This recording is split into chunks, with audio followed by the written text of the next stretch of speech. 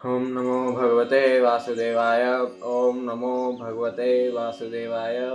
ओम नमो भगवते वासुदेवाय। श्रीमद्भागवतम् अध्याय 4 सृष्टि प्रक्रम। सूतवाच वैयासकेरिति वचस्तत्त्वनिश्चयमात्मनः उपधारे मतिं कृष्णे उत्तरे सतीं वेदात्। श्री सूत गोस्वामी ने कहा, श्री सुखदेव गोस्वामी से आत्मा के सत्य के विषय में बातें सुनकर उत्तरा के पुत्र महाराज परीक्षित ने आस्था पूर्वक अपना ध्यान भगवान श्री कृष्ण में लगा दिया। तात्पर्य, सतीम शब्द अत्यंत महत्वपूर्ण है। इसके दो अर्थ हैं, निष्ठावान तथा संयत। ये दोनों ही अर्थ महाराज परीक्षित पर पूर्ण रूप से लागू होते हैं। सारा वैदिक उपक्रम मनुष्य के ध्यान को पूर्णतः भगवान श्री कृष्ण के चरण कमलों की ओर आकृष्ट करना है, जैसा कि श्रीमद् भगवद गीता 15:15 में कहा गया है। सौभाग्यवश महाराज परीक्षित अपनी माता की कोख में अपना शरीर धारण करने के प्रारंभ से ही श्री भगवान के प्रति आकृष्ट हो चुके थे। जब वे अपनी माता की कोख में थे तभी अश्वत्थामा द्वारा छोड़े गए ब्रह्मास्त्र परमाणु बम से उन पर प्रहार हुआ था, किंतु भगवत कृपा से वे उस आग्नेयास्त्र से जलने से बच गए थे। तब से ही उन्होंने अपना मन भगवान श्री कृष्ण पर एकाग्र कर रखा था, जिससे वे भक्ति में पूर्ण रूप से संयत हो गए। अतः स्वाभाविक रूप से वे श्री भगवान के संयत शुद्ध भक्त थे। तथा जब उन्होंने श्री शुक गोस्वामी से सुना कि उन्हें श्री भगवान के अतिरिक्त अन्य किसी की पूजा नहीं करनी चाहिए, चाहे सकाम भाव से हो या निष्काम भाव से, तो भगवान श्री कृष्ण के प्रति उनका सहज प्रेम और भी दृढ़ हो गया। हम इन विषयों को पहले ही बता चुके हैं। भगवान श्री कृष्ण का शुद्ध भक्त बनने के लिए दो बातें अत्यावश्यक है, भक्त परिवार में जन्म लेना तथा प्रामाणिक गुरु का आशीष प्राप्त होना। भगवान श्री कृष्ण की कृपा से महाराज परीक्षित को ये दोनों अवसर प्राप्त हुए थे। ये पांडवों जैसे भक्त परिवार में उत्पन्न हुए थे और श्री भगवान ने पांडव वंश को बनाए रखने तथा उन पर विशेष कृपा दिखाने के कारण ही महाराज परीक्षित को बचा लिया था, जिन्हें बाद में ब्राह्मण बालक द्वारा शाप दिया गया और फिर श्री सुखदेव गोस्वामी जैसे गुरु का सानिध्य प्राप्त हो सका। श्री चैतन्य चरितामृत में कहा गया है कि गुरु तथा भगवान श्री कृष्ण की कृपा से भाग्यशाली व्यक्ति को ही भगवत भक्ति का मार्ग प्राप्त होता है। यह महाराज परीक्षित पर पूरी तरह से लागू होता है। भक्त कुल में जन्म लेने के कारण वे सदा भगवान श्री कृष्ण के संपर्क में आ सके और इस तरह संपर्क में रहने से वे श्री भगवान का निरंतर स्मरण करते रहे। फलस्वरूप भगवान श्री कृष्ण ने उन्हें सर्वोच्च भगवत भक्त तथा आत्मज्ञान में पूर्ण श्री सुखदेव गोस्वामी से परिचित कराकर भक्ति का विकास करने हेतु आगे भी अवसर प्रदान किया। कालक्रम से प्रामाणिक गुरु से श्रवण करके वे अपने शुद्ध मन को भगवान श्री कृष्ण पर एकाग्र कर सके। आत्मजाया सुतागार पशुद्रवीण बंधुषु राज्य चाबी कले नित्यम विरूढ़ा ममताम जहाओ। भगवान श्री कृष्ण के प्रति एक निष्ठ आकर्षण के फलस्वरूप महाराज परीक्षित ने अपने निजी शरीर, अपनी पत्नी, अपनी संतान, अपने महल, अपने शिशु, हाथी, घोड़े, अपने खजाने, मित्र तथा संबंधी और अपने निष्कंटक राज्य के प्रति प्रगाढ़ ममता त्याग दी। तात्पर्य, मुक्त होने का अर्थ है देहात्म बुद्धि से स्वतंत्र होना, जो निजी शारीरिक आवरणों तथा शरीर से संबंधित प्रत्येक वस्तु तथा पत्नी, संतान और अन्य सारी झंझटों के प्रति भ्रामक आसक्ति है। मनुष्य अपने शारीरिक आराम के लिए पत्नी का चयन करता है और इसका परिणाम होता है संतान का जन्म। पत्नी तथा संतान के लिए निवास स्थान की आवश्यकता होती है और इस तरह घर बनाने की आवश्यकता पड़ती है। घोड़े, हाथी, गाय तथा कुत्ते ये सब घरेलू पशु हैं और गृहस्थ को गृहस्थी हेतु सामान के तौर पर इन सब को रखना होता है। आधुनिक सभ्यता में घोड़ों तथा हाथियों का स्थान पर्याप्त शक्तिशाली कारों तथा वाहनों ने ले लिया है। गृहस्थी चलाने हेतु मनुष्य को अपनी बैंक पूंजी बढ़ानी पड़ती है और खजाने के विषय में सतर्क रहना होता है। भौतिक संपत्ति के ऐश्वर्य प्रदर्शन हेतु मनुष्य को अपने मित्रों तथा संबंधियों के साथ अच्छे संबंध बनाए रखने होते हैं और साथ ही अपनी स्थिति यथारूप बनाए रखने हेतु सजग भी रहना पड़ता है। इसे भौतिक आसक्ति की भौतिक सभ्यता कहते हैं। भगवान श्री कृष्ण की भक्ति का अर्थ है समस्त भौतिक आसक्तियों का निषेध, जिनका ऊपर विस्तार से वर्णन हुआ है। भगवान श्री कृष्ण की कृपा से महाराज परीक्षित को समस्त भौतिक सुविधाएं तथा निष्कंटक राज्य प्राप्त था, जिससे वे राजा की अविचल स्थिति को भोग सकते थे।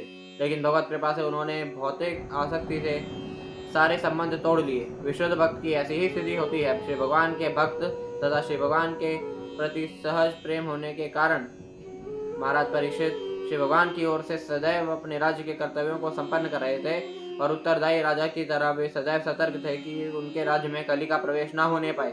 भगवत भक्त कभी भी अपने घर की वस्तुओं को अपनी नहीं मानता, अब जो प्रत्येक वस्तु को वह श्री भगवान की सेवा में समर्पित कर देता है। फलस्वरूप भक्त की देखरेख में जीवों को ईश अनुभूति का अवसर प्राप्त होता है।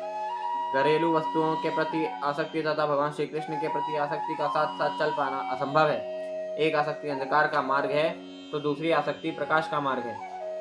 जहाँ प्रकाश होता है वहाँ अंधकार नहीं रहता और जहाँ अंधकार है वहाँ प्रकाश नहीं होता। किंतु पटु भक्त श्री भगवान के प्रति भक्ति भाव से हर वस्तु को प्रकाश के मार्ग की ओर मोड़ सकता है और यहाँ इसका श्रेष्ठ उदाहरण पांडव है। महाराज युधिष्ठिर तथा उन्हीं की तरह के सारे गृहस्थ अपनी समस्त तथाकथित भौतिक संपत्ति को श्री भगवान की सेवा से जोड़कर हर वस्तु को प्रकाश की ओर मोड़ सकते हैं, किंतु जो प्रशिक्षित नहीं है अथवा जो हर वस्तु को श्री भगवान की सेवा में नहीं लगा सकता, निर्बंधा कृष्ण संबंधे, उसे सारे भौतिक संबंधों का परित्याग कर देना चाहिए, तभी वह श्री भगवान की महिमा के श्रवण तथा कीर्तन का पात्र बन सकता है। दूसरे शब्दों में, जिसने महाराज परीक्षित की तरह श्री शुकदेव गोस्वामी जैसे योग्य व्यक्ति से श्रीमद् भागवतम का एक दिन भी निष्ठापूर्वक श्रवण किया है, वह भौतिक वस्तुओं के प्रति समस्त ममता को छोड़ने में समर्थ होता है। महाराज परीक्षित का अनुकरण मात्र करने और व्यावसायिक व्यक्ति से श्रीमद् भागवतम का 700 वर्षों तक भी श्रवण करने से कोई लाभ नहीं हो सकता।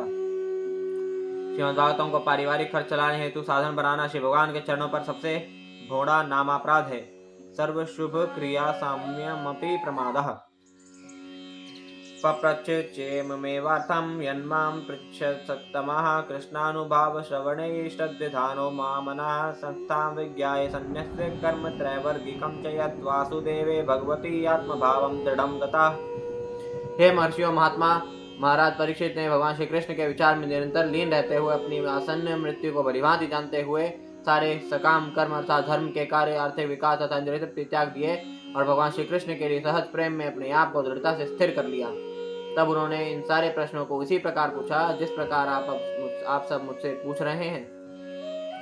तात्पर्य, इस संसार में जीवन संघर्ष में रत बद्ध जीवों के लिए सामान्यतया धर्म, आर्थिक विकास तथा इंद्रिय तृप्ति ये तीन कर्म आकर्षक होते हैं। वेदों में बताए गए ऐसे नियमित कार्यकलाप जीवन की कर्म कांडीय धारणा कहलाते हैं और सामान्य रूप से गृहस्थों से कहा जाता है कि इस जीवन में तथा अगले जीवन में भौतिक संपन्नता भोगने हेतु इस नियमों का पालन करें।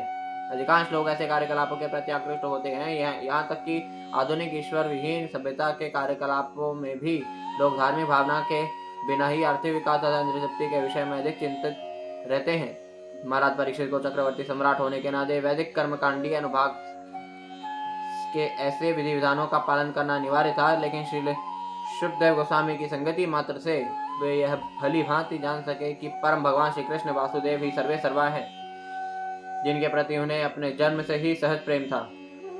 इस प्रकार उन्होंने समस्त वैदिक कर्मकांडीय कार्यों को त्याग कर श्री भगवान पर अपना मन स्थिर कर लिया। यह सिद्धावस्था ज्ञानियों को कई जन्मों के पश्चात प्राप्त होती है। मुक्ति हेतु प्रयत्नशील ये ज्ञानी सकाम कर्मियों से 1000 गुना अच्छे हैं और ऐसे लाखों ज्ञानियों में कोई एक वास्तव में मुक्त हो पाता है। ऐसे लाखों मुक्त व्यक्तियों में से कोई एक विरला ही ऐसा होता है जो श्री भगवान के चरण कमलों में अपने मन को स्थिर कर पाता है, जैसा कि श्री भगवान ने स्वयं श्रीमद् भगवद गीता 7.19 में घोषित किया है। महाराज परीक्षित को विशेष रूप से महामना शब्द से विभूषित किया गया है, जो उन्हें श्रीमद् भगवद गीता में वर्णित महात्माओं के समान पद पर स्थापित करता है। बाद के युगों में भी इस तरह के अनेक महात्मा हुए हैं। वे भी जीवन की समस्त कर्मकांडीय धारणाओं का परित्याग करके श्री भगवान पर पूर्ण रूपे नाशित रहे। भगवान श्री चैतन्य जो साक्षात भगवान श्री कृष्ण ही हैं, उन्होंने शिक्षाष्टक 8 में शिक्षा दी है। आश्लेष्य वा पादरतां पिनष्टुमाम अदर्शनान् मर्मताहं करोतु वा यथा तथा वा विदधातु लंपटो मत प्राणाथस्तु स एव नापरः। अनेक भक्तों, स्त्रियों के प्रेमी भगवान श्री कृष्ण चाहे मुझ अनागत दासी का आलिंगन करें या अपने पांवों के नीचे रौंद दे या मेरे समक्ष दीर्घ काल तक प्रकट ना होकर मेरे हृदय को भग्न कर दे, तो भी वे मेरे हृदय के प्राणनाथ हैं। श्री रूप गोस्वामी ने इस प्रकार कहा है, विरचय मयि दंडम दीर बंधो दयामि वा गतिर्हीना भवत्तः काचिदन्या ममास्ति निपततु शतकोटि निर्भरं वा नवां भाग तदपि किल पयोदः स्तूयते चातकेन। हे दीनों के स्वामी, आप जैसा चाहें मेरे साथ करें, चाहे आप दया दिखाएं या दंड दें, लेकिन इस जगत में आपके अतिरिक्त अन्य कोई नहीं जिसका मैं आश्रय लूं। चातक पक्षी सदैव बादल के लिए ही प्रार्थना करता है, चाहे वह वृष्टि करे या बिजली गिरा दे। भगवान श्री चैतन्य के दादा गुरु श्री माधवेंद्र पुरी ने निम्नलिखित शब्दों के साथ समस्त कर्मकांडी और दायित्वों से छुट्टी पाली थी। संध्या वंदन भद्रमस्तु भवतो भोः स्नान तुभ्यं नमो भो देवाः पितरश्च तर्पण विधो नाहं क्षमा क्षम्यतां यत्र क्वापि निषद्य यादव कुलोत्तमस्य कंसद्विषः स्मारमघं हरामि तदलम मन्ये कि मन्येन में। हे संध्या वंदन, तुम्हारा कल्याण हो। हे प्रातः स्नान, मैं तुम्हें अंतिम नमस्कार करता हूँ। हे देव तथा पितरगण, आप मुझे क्षमा करें, मैं आपकी प्रसन्नता के लिए और अधिक अर्पण करने में अक्षम हूँ। अब मैंने महान यदुवंशी तथा कंस के महान शत्रु भगवान श्री कृष्ण को सर्वत्र स्मरण करते हुए अपने समझ पापों के फलों से अपने आप को मुक्त करने का निश्चय किया है। मैं सोचता हूँ कि यही मेरे लिए पर्याप्त है, अतः अब आगे प्रयास करने से क्या लाभ। श्री माधवेंद्रपुरी ने आगे कहा है, मुग्धम माम निगदंतो नीति निपुणा भ्रांतम मुहुर्वैदिकाः मंदम बांधव संचया जडधेयम मुक्तधाराः सोदराः उन्मत्तम धनिनो विवेक चतुरा कामम महादंभिकम मोक्तुम न क्षामते मनागपि मनो गोविंद पाद स्पृहान। भले ही नीति निपुण लोग मुझ पर भ्रमित होने का दोषारोपण करें, किंतु मुझे इसकी चिंता नहीं है।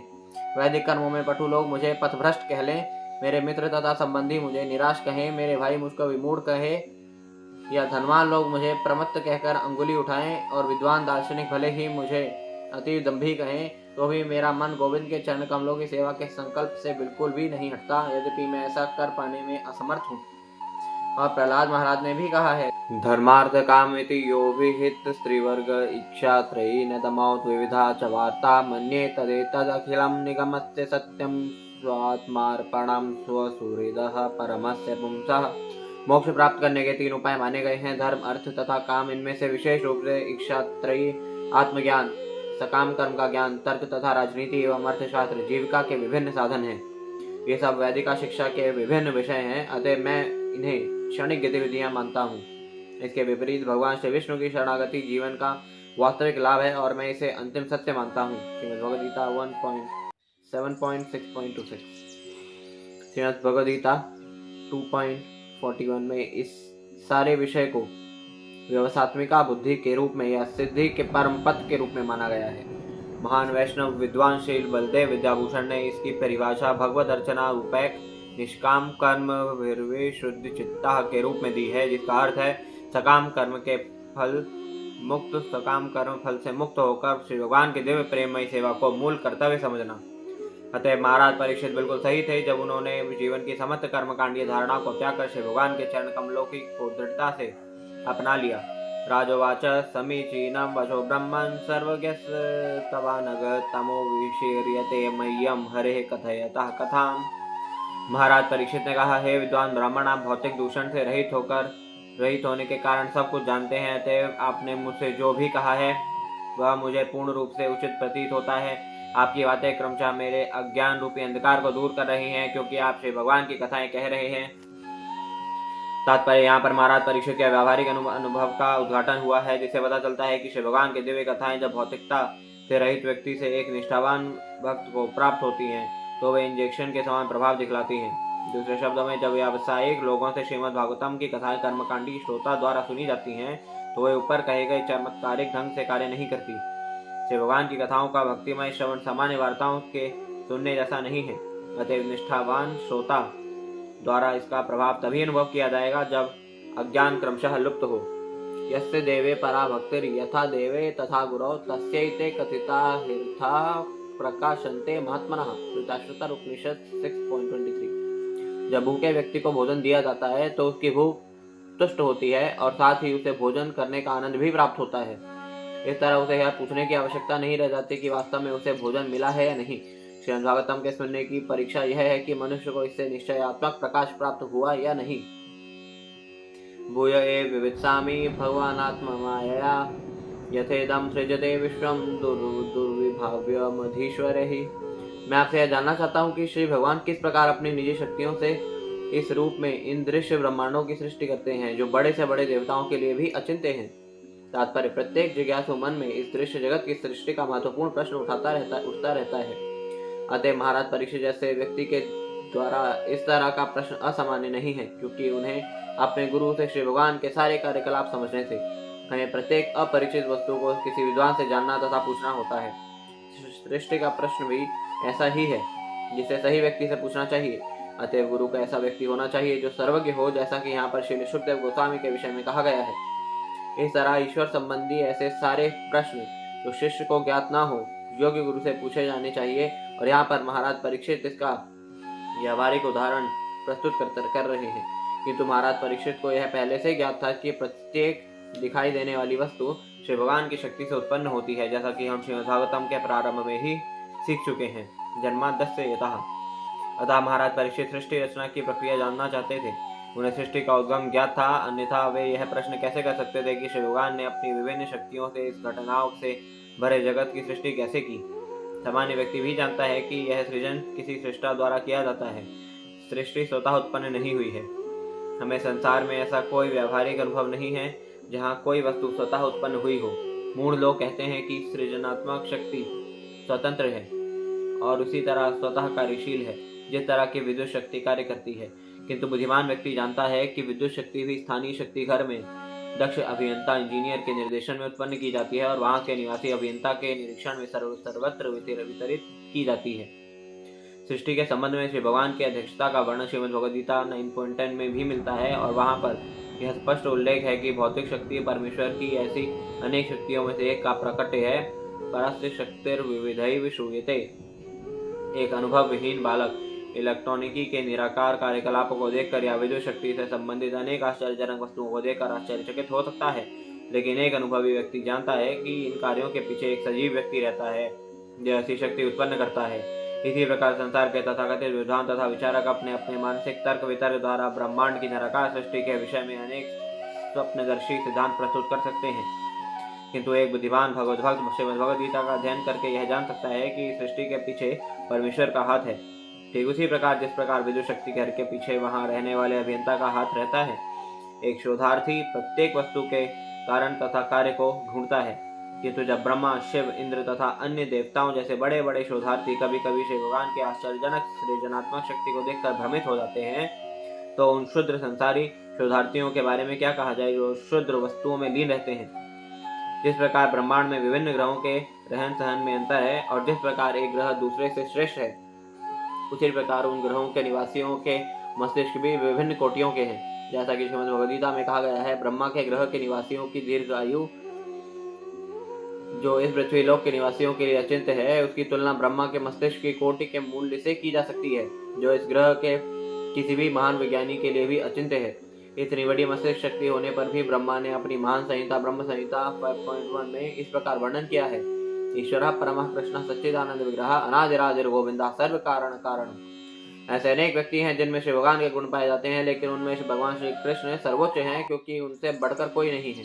वे परम पुरुष हैं और उनका शरीर सनातन ज्ञान से परिपूर्ण और आनंदमय है। वे आदि भगवान गोविंद हैं और समस्त कारणों के कारण हैं। ब्रह्मा भगवान श्री कृष्ण को समस्त कारणों के कारण के रूप में स्वीकार करते हैं, लेकिन इस शुद्ध ग्रह पृथ्वी के अति लघु मस्तिष्क वाले व्यक्ति श्री भगवान को अपने जैसा समझते हैं। इस प्रकार जब श्रीमद् भगवद गीता में श्री भगवान कहते हैं कि मैं सर्वे सर्वा हूँ, तो तर्कवादी ज्ञानी तथा संसारी विवादक उनका उपहास करते हैं। जैसे श्री भगवान को अत्यंत खेद पूर्वक कहना पड़ता है, अब जानन्ति मां मूढ़ा मानुषिम तन्माश्रितम परम भावम जानन्तो मम्भूत महेश्वरम। जब मैं मनुष्य रूप में अवतरित होता हूँ तो मूढ़ लोग मेरा उपहास करते हैं। वे मेरी दिव्य प्रकृति को और समस्त चराचर पर मेरे परम प्रभुत्व को नहीं जानते। श्रीमद् भगवद गीता 9.11। ब्रह्मा तथा शिव और अन्य देवताओं की तो बात ही क्या, भूत हैं, अर्थात वे शक्तिशाली रूप में उत्पन्न किए गए देवता हैं जो ब्रह्मांड के कार्यों को उसी प्रकार चलाते हैं जिस प्रकार राजा द्वारा नियुक्त मंत्री चलाते हैं। ये मंत्री ईश्वर या नियंत्रक हो सकते हैं, लेकिन परमेश्वर तो महेश्वर हैं, अर्थात इन नियंत्रकों के भी सृष्टा हैं। अल्पज्ञ लोग इसे नहीं जानते, अतः वे श्री भगवान का उपहास करने की धृष्टता करते हैं, क्योंकि वे मनुष्यों पर अहेतु की कृपा करके हमारे समक्ष मनुष्य रूप में कभी कभी प्रकट होते हैं। श्री भगवान मनुष्य की तरह नहीं है, वे सच्चिदानंद विग्रह या पूर्ण पुरुषोत्तम भगवान हैं और उनके शरीर तथा उनकी आत्मा में कोई भेद नहीं है। वे शक्ति तथा शक्तिमान दोनों हैं। महाराज परीक्षित ने अपने गुरु श्री सुखदेव गोस्वामी से भगवान श्री कृष्ण की वृंदावन लीलाओं का वर्णन करने के लिए नहीं कहा। वे सर्वप्रथम श्री भगवान की सृष्टि के विषय में सुनना चाह रहे थे। न ही श्री सुखदेव गोस्वामी ने यह कहा कि राजा को सीधी श्री भगवान की दिव्य लीलाएं सुननी चाहिए, क्योंकि समय कम था। अतः श्री सुखदेव गोस्वामी चाहते तो सब बातों को छोड़कर सीधे 10वें स्कंद में पहुंच जाते, जैसा कि व्यावसायिक वाचक सामान्य रूप से करते हैं। लेकिन ना तो राजा ने न ही श्रीमद् भागवतम के महान वक्ता ने श्रीमद् भागवतम के प्रबंधकों की भांति उछल कूद की। दोनों ही विधि पूर्वक आगे बढ़ते गए, जिससे भविष्य के श्रोता तथा वाचक दोनों ही श्रीमद् भागवतम सुनाने की विधि से शिक्षा ग्रहण कर सकें। जो लोग श्री भगवान के बहिरंगा शक्ति के वश में हैं, अथवा दूसरे शब्दों में जो लोग इस भौतिक जगत में हैं, उन्हें सर्वप्रथम यह जानना चाहिए कि श्री भगवान की बहिरंगा शक्ति किस तरह से परम पुरुष के निर्देशानुसार कार्य करती है। बाद में उनकी अंतरंगी शक्ति के कार्यकलापों में वह प्रवेश कर सकता है। संसारी लोग अधिकांशतया भगवान श्री कृष्ण के बहिरंगा शक्ति दुर्गा देवी के उपासक होते हैं, लेकिन वे यह नहीं जानते कि दुर्गा देवी श्री भगवान की शक्ति की छाया मात्र है। उनके भौतिक कार्यकलापों के आश्चर्यजनक प्रदर्शन के पीछे श्री भगवान का निर्देशन कार्य करता है, जैसा कि श्रीमद् भगवद गीता 9.10 में पुष्टि की गई है। ब्रह्म संहिता इस बात की पुष्टि करती है कि दुर्गा शक्ति गोविंद के निर्देशानुसार कार्य करती है और उनकी अनुमति के बिना शक्तिशालिनी दुर्गा शक्ति घास का एक तिनका भी नहीं हिला सकती। अतएव नौसिखिए भक्त को चाहिए कि श्री भगवान की अंतरंगी शक्ति द्वारा प्रस्तुत की जाने वाली दिव्य लीलाओं में छलांग न लगाकर उनकी सृजनात्मक शक्ति की विधि से विषय विधि के विषय में जिज्ञासा करते हुए समझने की कोशिश करे कि परमेश्वर कितने महान हैं। श्री चैतन्य चरितामृत में भी सृजनात्मक शक्ति के वर्णन की और उसमें श्री भगवान के हाथ होने की व्याख्या की गई है। और श्री चैतन्य चरितामृत के रचयिता नव जिज्ञासु भक्तों को आगाह करते हैं कि वे भगवान श्री कृष्ण की महानता विषय के ज्ञान की उपेक्षा करके गड्ढे में न गिरे। भगवान श्री कृष्ण की महानता को जान लेने के उपरांत ही कोई उन पर अविचल विश्वास कर सकता है। अन्यथा लोगों के महान नेता भी सामान्य लोगों की तरह भगवान श्री कृष्ण को अनेक देवताओं में से एक या कोई ऐतिहासिक व्यक्ति या कोरी कल्पना मानने की भूल करेंगे। श्री भगवान के वृंदावन या द्वारका की दिव्य लीलाएं उन्हीं व्यक्तियों द्वारा आस्वाद्य हैं जिन्होंने पहले से अपने आप को उच्च आध्यात्मिक बारीकियों से अवगत करा लिया है। सामान्य व्यक्ति ऐसे स्तर को सेवा तथा जिज्ञासा की क्रमिक विधि से प्राप्त करता है, जैसा कि हम महाराज परीक्षित के आचरण से देखेंगे। यथा गोपायति विभुर यथा संचक्षते पुनः याम याम शक्तिमुपाश्रित्य पुरुषशक्ति परः पुमान् आत्मानं क्रीडन करोति विकरोति च। कृपया बताएं कि सर्वशक्तिमान परमेश्वर किस तरह अपनी विभिन्न शक्तियों तथा विभिन्न विस्तारों को इन घटनाओं से भरे जगत के पालन करने में लगाते हैं और एक खिलाड़ी के खेल की तरह फिर से इसे समेट लेते हैं। तात्पर्य कठ उपनिषद 2.2.13 में श्री भगवान को अन्य सभी नित्य व्यक्तिगत जीवों में प्रधान नित्य व्यक्ति के रूप में नित्यानाम चेतना नाम तथा पर एकमेव परमेश्वर के रूप में वर्णित किया गया है, जो अन्य असंख्य जीवों का पालन करते हैं। एको बहुनाम यो विदधाति कामान। इस तरह समस्त जीव चाहे बद्ध अवस्था में हो या मुक्त अवस्था में सर्वशक्तिमान परमेश्वर द्वारा पालित है। परिपालन का यह कार्य श्री भगवान स्वयं के विभिन्न विस्तारों द्वारा तथा अंतरंगी बहिरंगी तथा तटस्था नामक 3 प्रमुख शक्तियों द्वारा संपन्न करते हैं। सारे जीव उनकी तटस्था शक्तियां हैं और उनमें से कुछ को विश्वास पात्र होने के कारण सृष्टि करने का कार्यभार भी सौंपा जाता है, यथा ब्रह्मा, मरीच आदि, और उन्हें सृजन करने की प्रेरणा श्री भगवान देते हैं। तेने ब्रह्म हृदया बहिरंगा शक्ति माया को भी जीवों से अथवा बद्ध आत्माओं से व्याप्त किया जाता है। अबद्ध तटस्था शक्ति आध्यात्मिक जगत वैकुंठ में कार्य करती है और श्री भगवान अपने विविध पूर्ण विस्तारों द्वारा दिव्य आकाश में प्रदर्शित विभिन्न दिव्य संबंधों में इसे बनाए रखते हैं। इस तरह एक ही श्री भगवान अपने आप को अनेक रूपों बहुत श्याम में प्रकट करते हैं। इस तरह उनमें सारी विविधताएं हैं और समस्त विविधताओं में वे रहते हैं, यद्यपि इतने पर भी वे इन सब से पृथक रहते हैं। यही है श्री भगवान की अचिंत्य योग शक्ति। इस तरह प्रत्येक वस्तु एक ही साथ उनकी अचिंत्य शक्तियों के कारण उनसे एक तथा पृथक है। अचिंत्य भेदाभेद तत्व नूनम भगवतो ब्रह्मन् हरेरद्भुत कर्मणा दुर्विभाव्यम विभावा भाति कविभिश्चापि चेष्टितम्। हे विद्वान ब्राह्मण, श्री भगवान के दिव्य कार्यकलाप अद्भुत हैं और वे अचिंत्य प्रतीत होते हैं, क्योंकि अनेक विद्वान पंडितों के अनेक प्रयास भी उन्हें समझने में अपर्याप्त सिद्ध होते रहे हैं। तात्पर्य अकेले इस ब्रह्मांड के सृजन में ही परमेश्वर के कार्य इतने अद्भुत प्रतीत होते हैं जिसकी हम कल्पना भी नहीं कर सकते हैं। फिर ऐसे असंख्य ब्रह्मांड हैं और वे सब मिलकर सृजित भौतिक जगत कहलाते हैं और उनकी सृष्टि का यह अंश संपूर्ण सृष्टि का एक छोटा अंश मात्र है। यह भौतिक जगत के केवल अंश मात्र हैं, एकांशे स्थितो जगत। यदि यह कल्पना करें कि यह भौतिक जगत उनकी शक्ति के एक अंश का प्रदर्शन है, तो फिर शेष 3/4 वैकुंठ जगत है, जिसका वर्णन श्रीमद् भगवद गीता में मध्धाम या सनातन धाम के रूप में किया गया है। हम पिछले श्लोक में देख चुके हैं कि श्री भगवान पहले सृष्टि करते हैं और फिर उसे समेट लेते हैं। यह कार्य केवल भौतिक जगत पर लागू होता है, क्योंकि उनकी सृष्टि का बहुत बड़ा भाग वैकुंठ लोक न तो सृजित होता है और न उसका विनाश होता है, अन्यथा उसे सनातन धाम न कहा जाता। श्री भगवान अपने धाम में रहते हैं और उनका सनातन नाम, गुण, लीलाएं, पार्षद तथा व्यक्तित्व, ये सभी उनकी विभिन्न शक्तियों तथा अंशों के प्रदर्शन है। श्री भगवान अनादि हैं, अर्थात ऐसे हैं जिनका कोई सृष्टा ना हो, तथा आदि अर्थात सभी वस्तुओं के उद्गम कहलाते हैं। हम अपनी अधूरी विधि से सोचते हैं कि श्री भगवान भी सृजित होते हैं, लेकिन वेदांत हमें बताता है कि वे सृजित नहीं होते, प्रत्युत अन्य सारी वस्तुएं उनके द्वारा सृजित होती हैं। नारायणः परो व्यक्तात्। अतएव सामान्य व्यक्ति हेतु ये सभी अद्भुत विषय विचारणीय हैं। ये विषय बड़े बड़े विद्वानों के लिए भी अचिंत्य हैं। अतएव ये विद्वान एक दूसरे से विपरीत सिद्धांत प्रस्तुत करते हैं। यहाँ तक कि इस ब्रह्मांड विशेष का भी, जो कि सृजित जगत का एक नगण्य अंश है, उन्हें पूरा ज्ञान नहीं है कि यह सीमित आकाश कितनी दूर तक फैला है, या कि कितने नक्षत्र तथा लोक हैं, या कि इन अनंत लोकों में कैसी परिस्थितियां हैं। आधुनिक वैज्ञानिकों को इन सब के विषय में अपर्याप्त ज्ञान है। उनमें से कुछ यह विचार प्रकट करते हैं कि सारे आकाश में 10 करोड़ ग्रह बिखरे हुए हैं। 21 फरवरी 1960 को मॉस्को से एक समाचार विज्ञापित हुआ जो इस प्रकार था।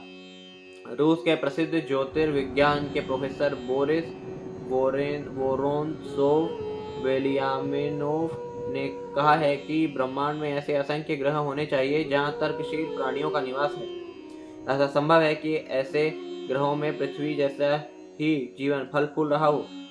रसायन शास्त्र के डॉक्टर निकोलाई चिरोव ने अन्य ग्रहों के वायुमंडल की समस्या पर विचार करते हुए इंगित किया है कि उदाहरण के तौर पर कहा जा सकता है कि मंगल ग्रह के जीव ने शरीर के कम तापमान की स्थिति में सामान्य जीवन जीने हेतु अपने आप को अच्छी तरह अनुकूल बना लिया होगा।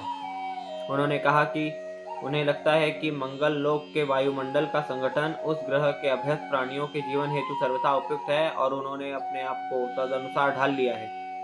विभिन्न लोकों में प्राणी की इस अनुकूलन क्षमता का वर्णन ब्रह्म संहिता में विभूति भिन्नम के रूप में किया गया है, अर्थात ब्रह्मांड के असंख्य ग्रहों में से प्रत्येक में एक विशेष प्रकार का वायुमंडल दिया गया है और वहाँ के प्राणी विज्ञान तथा मनोविज्ञान के क्षेत्र में बहुत बढ़े चढ़े हैं, क्योंकि वहाँ का वायुमंडल उत्तम है। विभूति का अर्थ है विशिष्ट शक्तियाँ और भिन्नम का अर्थ है विविध। जो विज्ञानी बाह्य अंतरिक्ष का अन्वेषण करने का प्रयास करके यांत्रिक व्यवस्था द्वारा अन्य ग्रहों तक पहुंचने का प्रयत्न कर रहे हैं, उन्हें अच्छी तरह जान लेना चाहिए कि जिन प्राणियों के शरीर पृथ्वी के वायुमंडल के अनुकूल हैं, वे अन्य ग्रहों के वायुमंडल में नहीं रह सकते। हमारी अन्य ग्रहों की सुगम यात्रा पुस्तक देखें। मनुष्य को इस शरीर को त्यागने के उपरांत एक भिन्न लोक में जाने के लिए अपने आप को तैयार रखना होगा, जैसा कि श्रीमद् भगवद गीता 9:95 में कहा गया है, यान्ति देववृता देवान पितरान यान्ति पितृविताः भूतानि यान्ति भूतेज्य यान्ति मद्याजिनोऽपि माम्। जो लोग देवताओं की पूजा करते हैं वे देवताओं के बीच जन्म लेंगे, जो भूत प्रेतों को पूजते हैं वे ऐसे जीवों के बीच जन्म लेंगे, और जो मेरी पूजा करते हैं वे मेरे साथ रहेंगे। जो भगवान की सृजनात्मक शक्ति के विषय में महाराज परीक्षित का वक्तव्य यह बताता है कि वे सृष्टि प्रक्रम के विषय में सब कुछ जानते थे, तो फिर उन्होंने श्री सुखदेव गोस्वामी से ऐसी जानकारी क्यों चाहिए? पांडवों के वंशज महाराज परीक्षित महान सम्राट थे तथा भगवान श्री कृष्ण के महान भक्त थे, अतः वे जगत की सृष्टि के विषय में बहुत कुछ जानने में सक्षम थे, लेकिन उनका यह ज्ञान इतना पर्याप्त न था। इसीलिए उन्होंने कहा कि बड़े बड़े विद्वान बहुत प्रयत्न करने के बाद भी इसे जानने में असफल रहते हैं। श्री भगवान अनंत हैं और उनके कार्यकलाप भी अथाह हैं। सीमित ज्ञान तथा अपूर्ण इंद्रियों के कारण कोई भी जीव, यहाँ तक कि इस ब्रह्मांड के सर्वोच्च पूर्ण जीव ब्रह्मा भी अनंत के विषय में जान लेने की कल्पना तक नहीं कर सकते। हम अनंत के विषय में थोड़ा बहुत भी समझ सकते हैं जब यह अनंत द्वारा बताया जाए, जैसा कि स्वयं श्री भगवान ने श्रीमद् भगवद गीता के विशिष्ट वचनों में बतलाया है।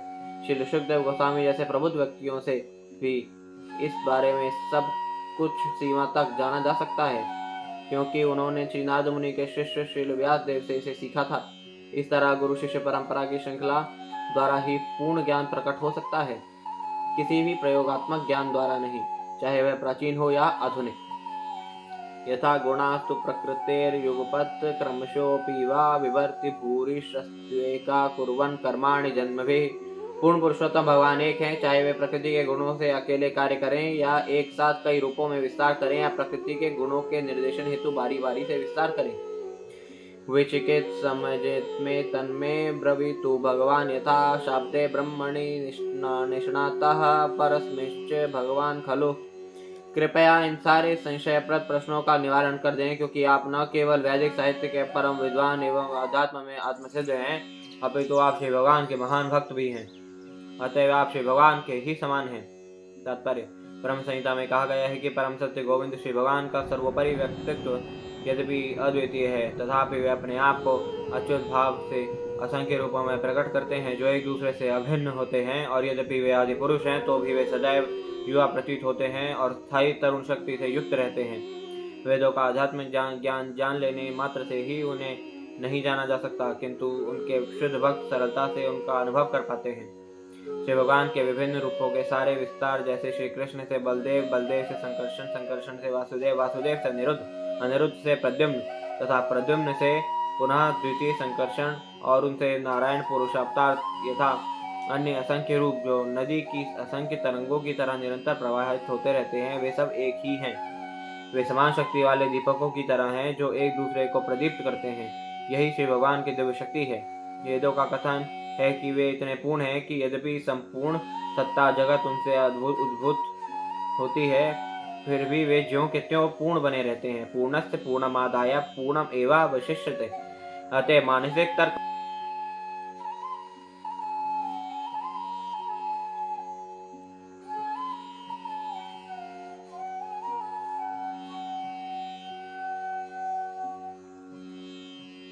करने वालों के द्वारा बनाई गई श्री भगवान की भौतिक अवधारणा की कोई वैधता नहीं है।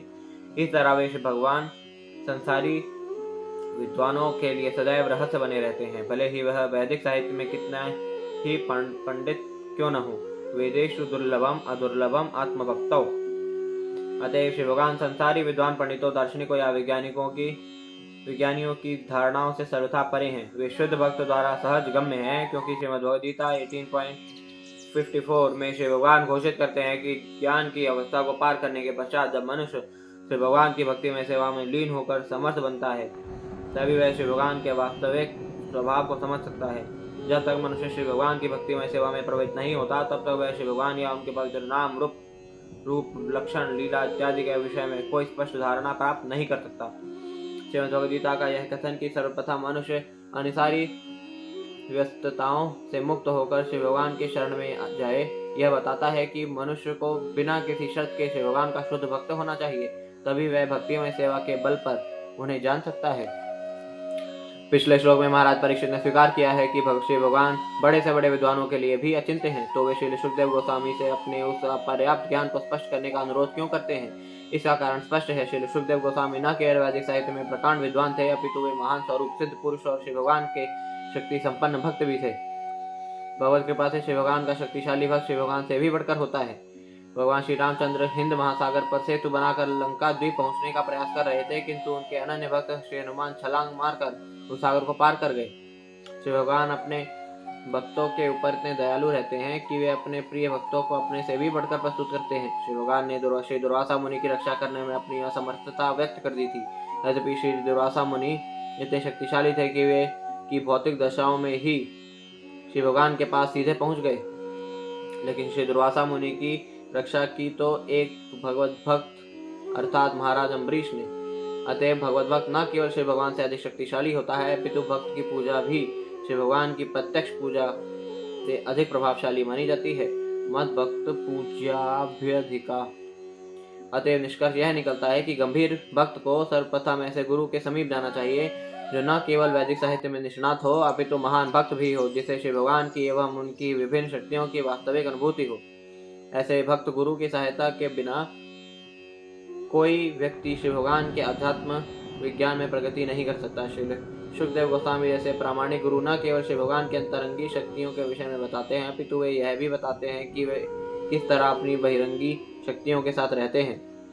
अंतरंगी शक्ति में श्री भगवान की लीलाएं उनके वृंदावन के कार्यकलापों के रूप में प्रदर्शित होती हैं, किंतु उनकी बहिरंगी शक्ति के कार्यकलाप उनके कारणार्णवशायी विष्णु, गर्भोदक्षाय विष्णु तथा क्षीरोदक्षाय विष्णु के रूपों में प्रकट होते हैं। श्री विश्वनाथ चक्रवर्ती ठाकुर वैष्णव को उपदेश देते हुए कहते हैं कि उन्हें केवल श्री भगवान के कार्यकलापों यथा रास लीला के सुनने में ही रुचि नहीं लेनी चाहिए, अपितु उनके पुरुषावतारों के रूप में की गई सृष्टि तत्व की लीलाओं में भी रुचि लेनी चाहिए। जैसा कि महाराज परीक्षित ने आदर्श शिष्य के रूप में आदर्श गुरु श्री सुखदेव गोस्वामी से ली। सुतवाच इत्युपामन्त्रितोराज्ञा गुणानुकथने हरेः ऋषिकेशमुनुस्मृत्य प्रतिवक्तुं प्रचक्रमे। श्री सूत गोस्वामी ने कहा, जब राजा ने श्री सुखदेव गोस्वामी से इस प्रकार प्रार्थना की कि वे श्री भगवान की सृजनात्मक शक्ति का वर्णन करें, तो उन्होंने इंद्रियों के स्वामी भगवान श्री कृष्ण का ठीक से स्मरण किया और उपयुक्त उत्तर देने हेतु इस प्रकार बोले। तात्पर्य, भगवत भक्तों को जब कोई व्याख्यान देना होता है तथा श्री भगवान के दिव्य गुणों का वर्णन करना होता है, तब वे यह नहीं सोचते कि वे कोई भी बात स्वतंत्र रूप से कर सकते हैं। वे सोचते हैं कि वे केवल वही बोल सकते हैं जिसकी प्रेरणा उन्हें इंद्रियों के स्वामी परमेश्वर द्वारा दी जाती है। व्यक्तिगत जीव की इंद्रियां उसकी नहीं होती। भक्तगण जानते हैं कि ऐसी इंद्रियां परमेश्वर की हैं और उनका समुचित प्रयोग तभी हो सकता है जब उनका उपयोग श्री भगवान की सेवा में किया जाए। इंद्रियां तो यंत्र हैं और तत्व अवयव हैं जो सारे के सारे श्री भगवान के द्वारा प्रदत्त हैं। अतः मनुष्य जो भी करता, बोलता या देखता है वह सब श्री भगवान के निर्देश पर ही करता है। श्रीमद् भगवद गीता 15.15 इसकी पुष्टि करती है। सर्वस्य चाहम हृदि सन्निविष्टो मत्ता स्मृति ज्ञानम अपूर्णम च। कोई भी स्वतंत्र भाव से कर्म करने हेतु मुक्त नहीं है। अतः मनुष्य को सदा कर्म करने, खाने या बोलने की अनुमति श्री भगवान से ही ले लेनी चाहिए और श्री भगवान के आशीर्वाद से भक्त जो कुछ करता है वह बद्ध जीव में होने वाले 4 प्रकार के दोषों के सिद्धांतों से मुक्त होता है। श्री शुकवाच नमा परस्मै पुरुषाय भूयसे सदुद्भवस्थान निरोध लीलया गृहीत शक्ति त्रेतायाय देहिनाम अनंतर्भ्युवायानुपलक्ष्य वर्तमने। श्री सुखदेव गोस्वामी ने कहा, मैं उन पूर्ण पुरुषोत्तम भगवान को सादर नमस्कार करता हूँ जो भौतिक जगत की सृष्टि के लिए प्रकृति के 3 गुणों को स्वीकार करते हैं। वे प्रत्येक के शरीर के भीतर निवास करने वाले परम पूर्ण हैं और उनकी गतियां अचिंत्य हैं। तात्पर्य यह भौतिक जगत सतो, रजो तथा तमो गुणों की अभिव्यक्ति है और इस भौतिक जगत की सृष्टि, पालन तथा संहार के लिए परमेश्वर ब्रह्मा, श्री विष्णु तथा शंकर जी शिव इन 3 प्रमुख रूपों को स्वीकार करते हैं। विष्णु के रूप में वे भौतिक रूप से सृजित प्रत्येक वस्तु में प्रवेश कर जाते हैं। गर्भोदक्षाय विष्णु के रूप में वे प्रत्येक ब्रह्मांड में प्रवेश करते हैं और क्षीरोदक्षाय विष्णु के रूप में वे प्रत्येक जीव के शरीर में प्रवेश करते हैं। समस्त विष्णु तत्वों के उद्गम होने के कारण भगवान श्री कृष्ण को यहाँ पर परापुमान या पुरुषोत्तम के रूप में संबोधित किया गया है, जैसा कि श्रीमद् भगवद गीता 15.18 में वर्णन आया है। वे परम पूर्ण हैं, अतः सारे पुरुषावतार उनके पूर्ण विस्तार हैं। भक्ति योग ही वह एकमात्र विधि है जिससे कोई उन्हें जानने में सक्षम हो सकता है, क्योंकि ज्ञानी तथा योगी श्री भगवान की अनुभूति नहीं कर पाते। अतः वे अनुपलक्ष्य वर्तमने अर्थात अचिंत गतिविधि वाले या भक्ति योग वाले श्री भगवान कहलाते हैं। भूयो नमः सद्वृजिन्नच्छिदेशतां संभवायाखिल सत्त्वमूर्तये पुंसा पुनः पारमहंसी आश्रमे व्यवस्थितानां नुमृग्यदाशुषे। मैं पुनः संपूर्ण जगत रूप तथा आध्यात्म रूप उन श्री भगवान को सादर नमस्कार करता हूँ जो पुण्यात्मा भक्तों को समस्त संकटों से मुक्ति दिलाने वाले तथा अभक्त असुरों की नास्तिक मनोवृत्ति की वृद्धि को विनष्ट करने वाले हैं। जो आध्यात्मवादी सर्वोपरि आध्यात्मिक पूर्णता में स्थित हैं, उन्हें वे उनके विशिष्ट पद प्रदान करने वाले हैं। तात्पर्य, भगवान श्री कृष्ण समस्त अस्तित्व के भौतिक तथा आध्यात्मिक दोनों ही जगत के पूर्ण रूप हैं। अखिल का अर्थ है पूर्ण अथवा जो खिल या निकृष्ट नहीं है वह। जैसा कि श्रीमद् भगवद गीता में कहा गया है, प्रकृति 2 तरह की है, भौतिक प्रकृति तथा आध्यात्मिक प्रकृति जो श्री भगवान के बहिरंगी तथा अंतरंगी शक्तियां हैं। भौतिक प्रकृति अपरा या निकृष्ट कहलाती है और आध्यात्मिक प्रकृति परा या दिव्य कहलाती है। अतः श्री भगवान का स्वरूप निकृष्ट भौतिक प्रकृति नहीं है, वे तो पूर्ण आध्यात्मिक हैं। वे मूर्ति हैं अर्थात दिव्य स्वरूप वाले हैं। कम बुद्धि वाले व्यक्ति उनके दिव्य स्वरूप से परिचित न होने के कारण उन्हें निराकार ब्रह्म के रूप में बताते हैं, लेकिन ब्रह्मा तो उनके दिव्य शरीर की किरणें मात्र हैं। यस्य प्रभा। भक्तगण उनके दिव्य स्वरूप से परिचित होने के कारण उनकी सेवा करते हैं। अतः श्री भगवान भी अपनी अहेतु की कृपा का प्रतिदान करते हैं और अपने भक्तों को समस्त विपत्तियों से उबारते हैं। वे पवित्र आत्मा जो वेदों के आदेशों का पालन करने वाले हैं, श्री भगवान को अत्यंत प्रिय हैं, अतः वे उनकी भी रक्षा करते हैं। दुरात्मा तथा अभक्तगण वेदों के नियमों के विरुद्ध रहते हैं, अतः ऐसे व्यक्तियों के निंद्य कार्यकलापों की प्रगति में सदैव बाधा डाली जाती है। इनमें से कुछ जिन पर श्री भगवान की विशेष कृपा होती है स्वयं उन्हीं के द्वारा मारे जाते हैं, जैसे रावण, हिरण्यकश्यप तथा कंस। इस प्रकार असुरों को मोक्ष प्राप्त होता है और उनके असुरी कार्यकलापों को आगे बढ़ने से रोक दिया जाता है।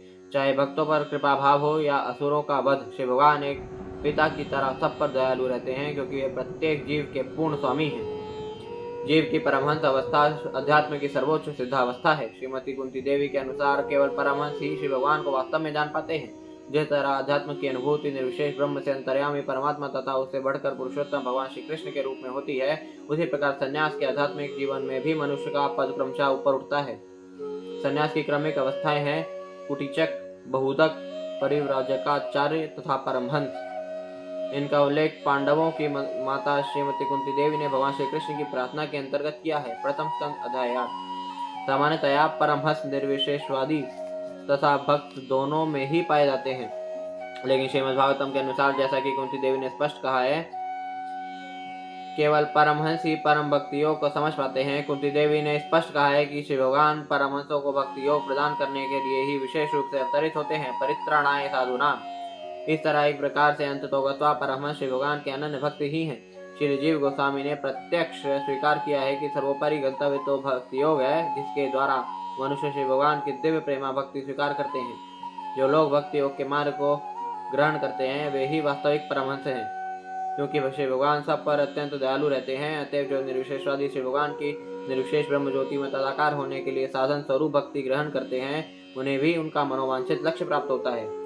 उन्होंने श्रीमद् भगवद गीता 4.11 में सबको आश्वस्त किया है, ये यथामाम प्रपद्यन्ते। श्री विश्वनाथ चक्रवर्ती ठाकुर ने के अनुसार परमहंसों की दो श्रेणियां हैं, ब्रह्मानंदी निर्विशेषवादी तथा प्रेमानंदी भक्त, और इन दोनों को ही वांछित गति प्राप्त होती है। यद्यपि ब्रह्मानंदियों की अपेक्षा प्रेमानंदी अधिक भाग्यवान है, लेकिन ब्रह्मानंदी तथा प्रेमानंदी ये दोनों आध्यात्मवादी हैं और इन्हें भौतिक प्रगति से कुछ भी लेना देना नहीं रहता, जो जीवन के कष्टों से भरी हुई है। नमो नमस्ते सुरेशभाय सात्वताम विदुर काष्ठाय मुहुः योगिराम निरस्त साम्यातिशयेन राधसा स्वधामनि ब्रह्मणि रंस्यते नमः। मैं उन्हें सदा नमस्कार करता हूँ जो यदुवंशियों के संगी हैं और भक्तों के लिए सदैव समस्या बने रहते हैं। वे भौतिक तथा आध्यात्मिक दोनों जगतों के परम भोक्ता हैं, फिर भी वे वैकुंठ में स्थित अपने धाम का भोग करते हैं। कोई भी उनके समतुल्य नहीं है, क्योंकि उनका दिव्य ऐश्वर्य अमाप्य है। तात्पर्य परमेश्वर श्री कृष्ण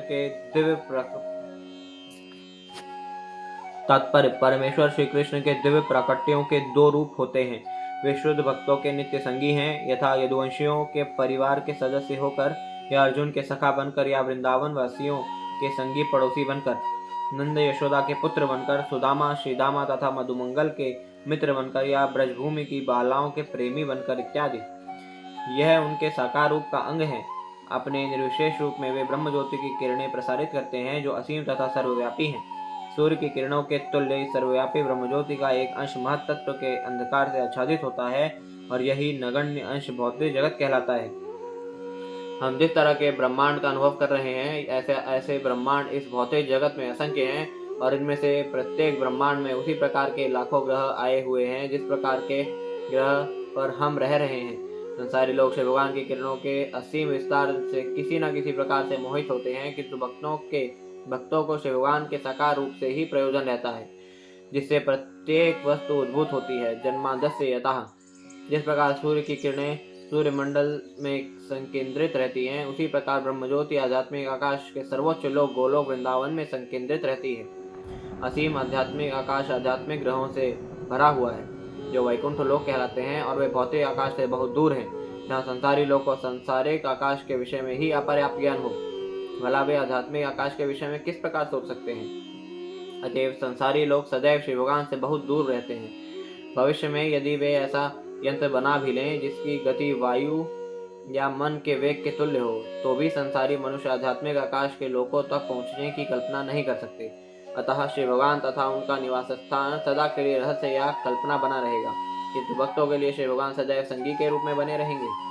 आध्यात्मिक आकाश में उनका ऐश्वर्य अपरिमेय है। श्री भगवान समस्त आध्यात्मिक ग्रहों में असंख्य वैकुंठ लोकों में अपने पूर्ण अंशों का विस्तार करके मुक्त पार्षदों के साथ निवास करते हैं, किंतु जो निर्विशेषवादी श्री भगवान से तदाकार होना चाहते हैं, उनको ब्रह्मज्योति की एक आध्यात्मिक स्फुलिंग के रूप में तदाकार होने दिया जाता है।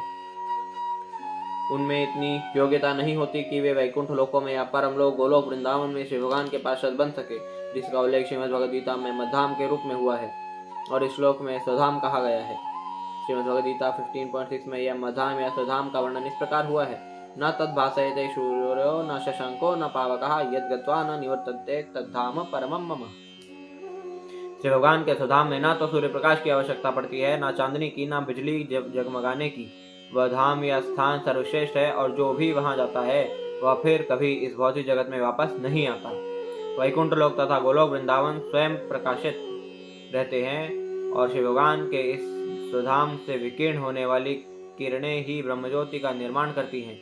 इसकी पुष्टि मुंडक 2.2.10, कठ 2.2.15 तथा श्वेताश्वतर 6.14 उपनिषदों में भी हुई है।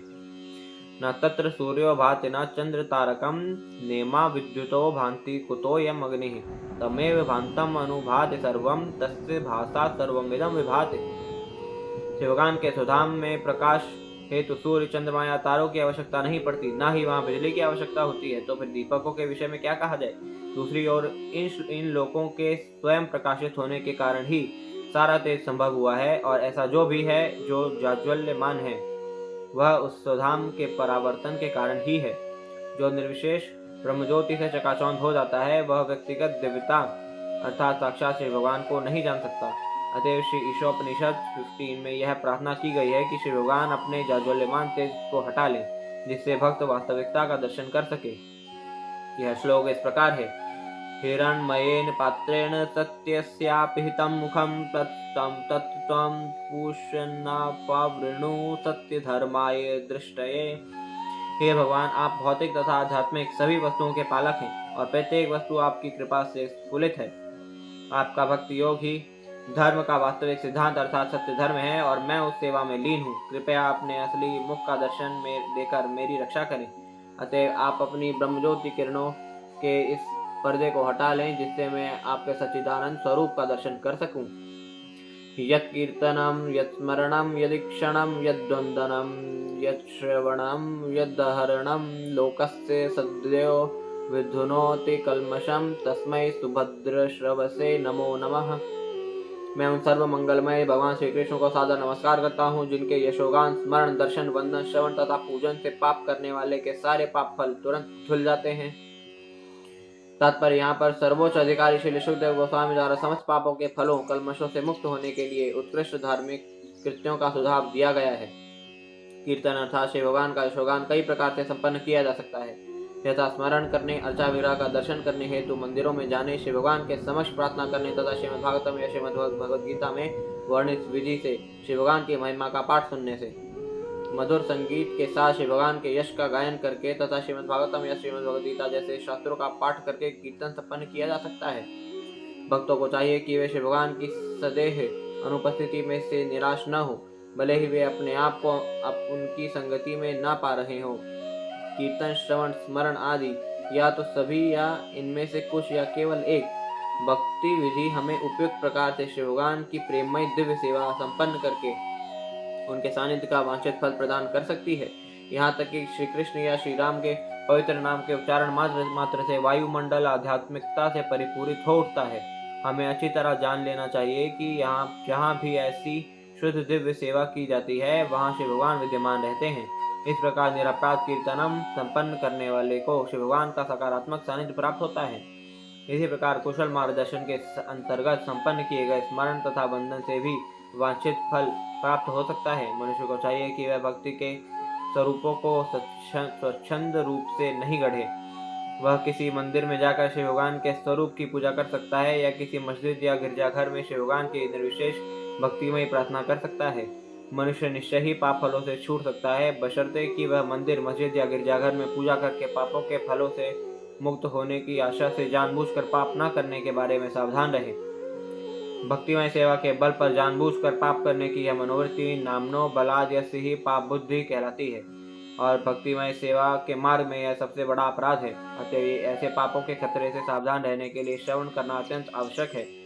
इस श्रवण विधि पर विशेष बल देने के उद्देश्य से ही श्री शुकदेव गोस्वामी समस्त कल्याण का आवाहन करते हैं। विचक्षणा यच्चरणोपसादनात् संगम व्युदस्योभयतोऽन्तरात्मनः विन्दन्ति ब्रह्मगतिं गतक्लमास्तमस्तस्मै सुभद्र श्रवसे नमो नमः।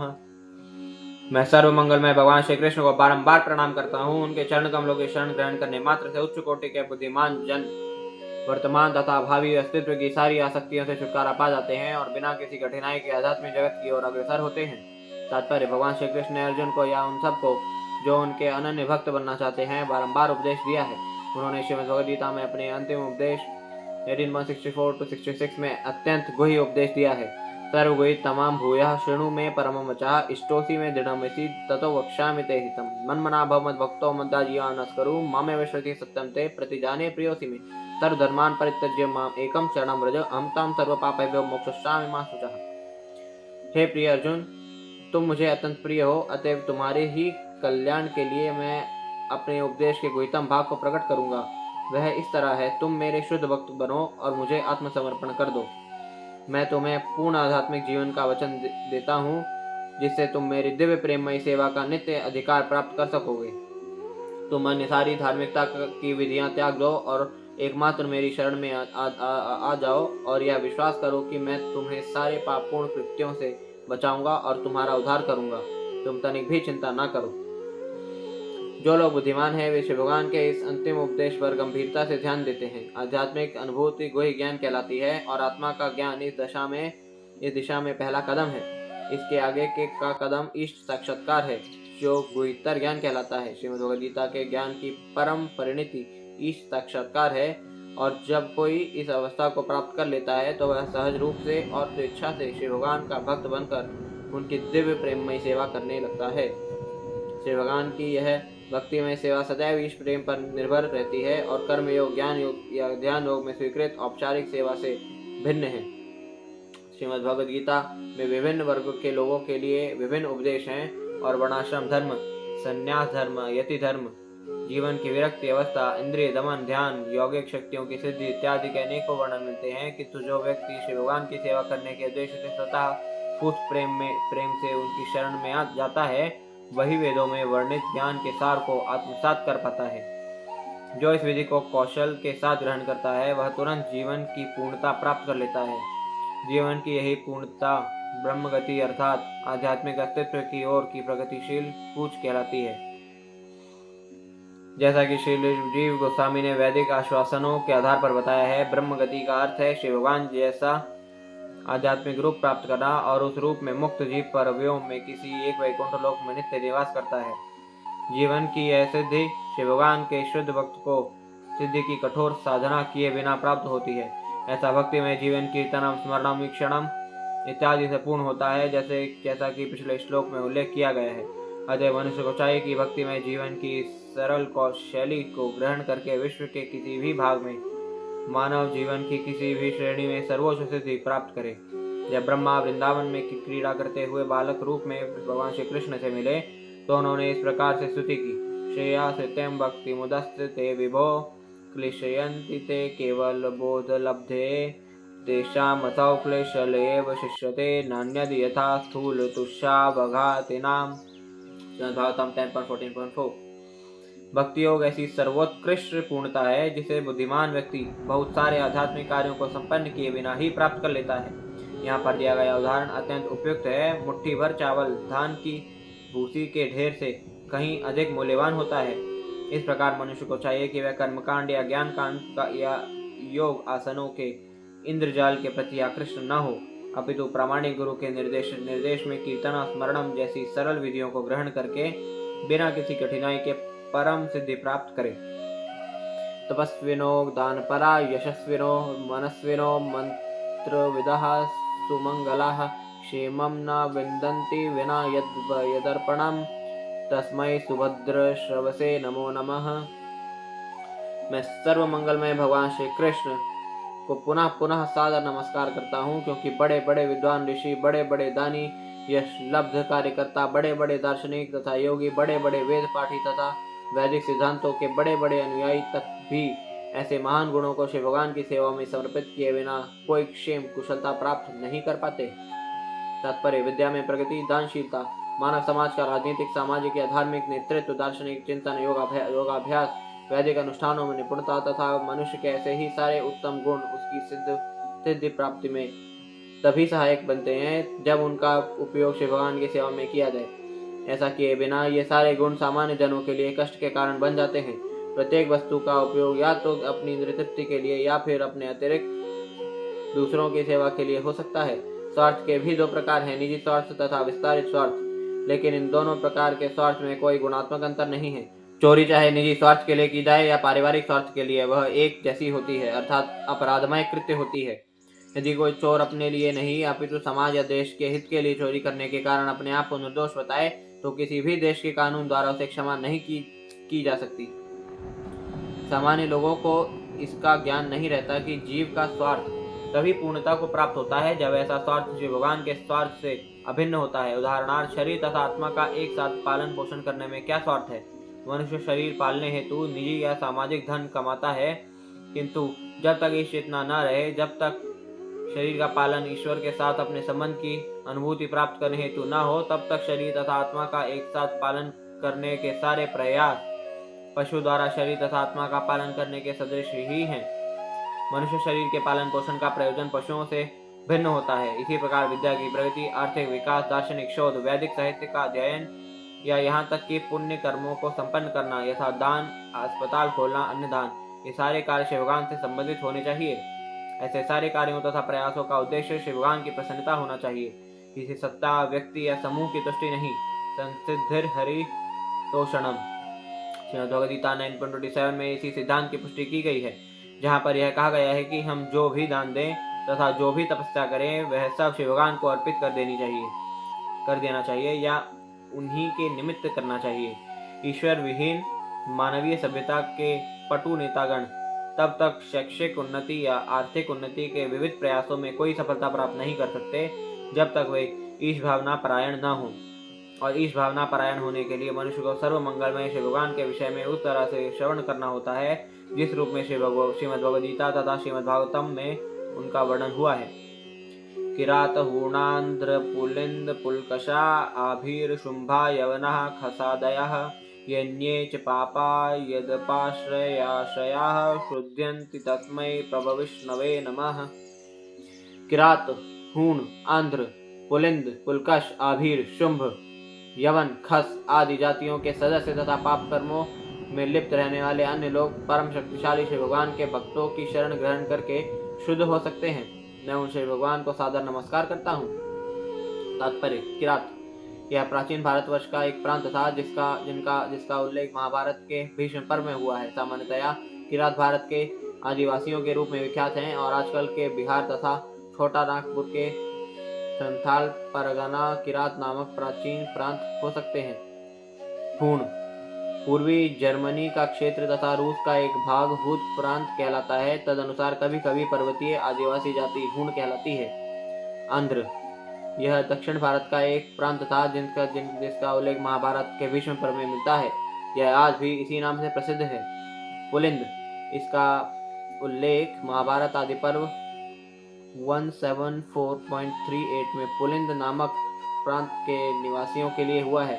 भीमसेन तथा सहदेव ने इस देश को जीता था। ग्रीसवासी पुलिंद कहलाते हैं और महाभारत के वन पर्व में उल्लेख हुआ है कि इस भूभाग की अवैदिक जाति संसार के ऊपर राज्य करेगी। यह पुलिंद प्रांत भी भारत के प्रांतों में से एक था और इसके निवासियों की गणना क्षत्रिय राजाओं में की जाती है, किंतु बाद में ब्राह्मण संस्कृति का परित्याग कर देने के कारण उन्हें म्लेच्छ कहा गया। जिस प्रकार इस्लामी संस्कृति को न मानने वाले काफिर कहलाते हैं और जो क्रिस्तानी संस्कृति के अनुयायी नहीं हैं वे हीदंस कहलाते हैं।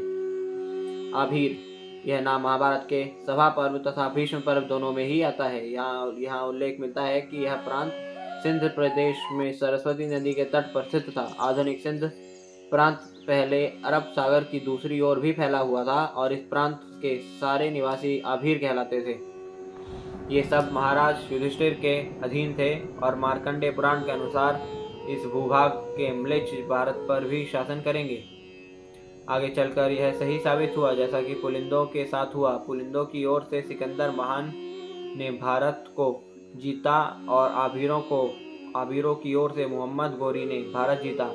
ये आभीर गण पहले ब्राह्मण संस्कृति के अंतर्गत क्षत्रिय थे, किंतु बाद में उन्होंने संबंध विच्छेद कर लिया।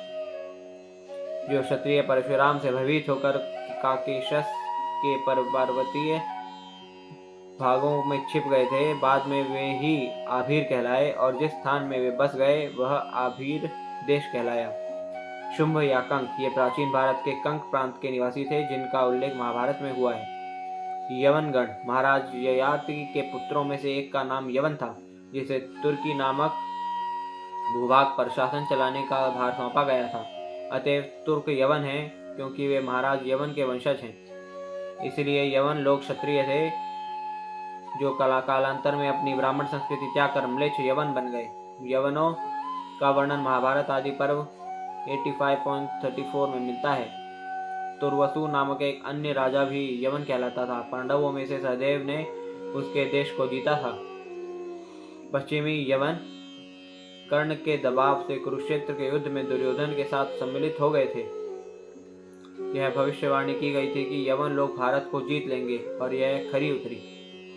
खस देश के निवासियों का उल्लेख महाभारत द्रोण पर्व में हुआ है, जिनके ऊपरी होठ पर ठिगने केश उगते हैं। वे सामान्यतया खस कहलाते हैं। फलस्वरूप मंगोल, चीनी तथा अन्य लोग खस हैं।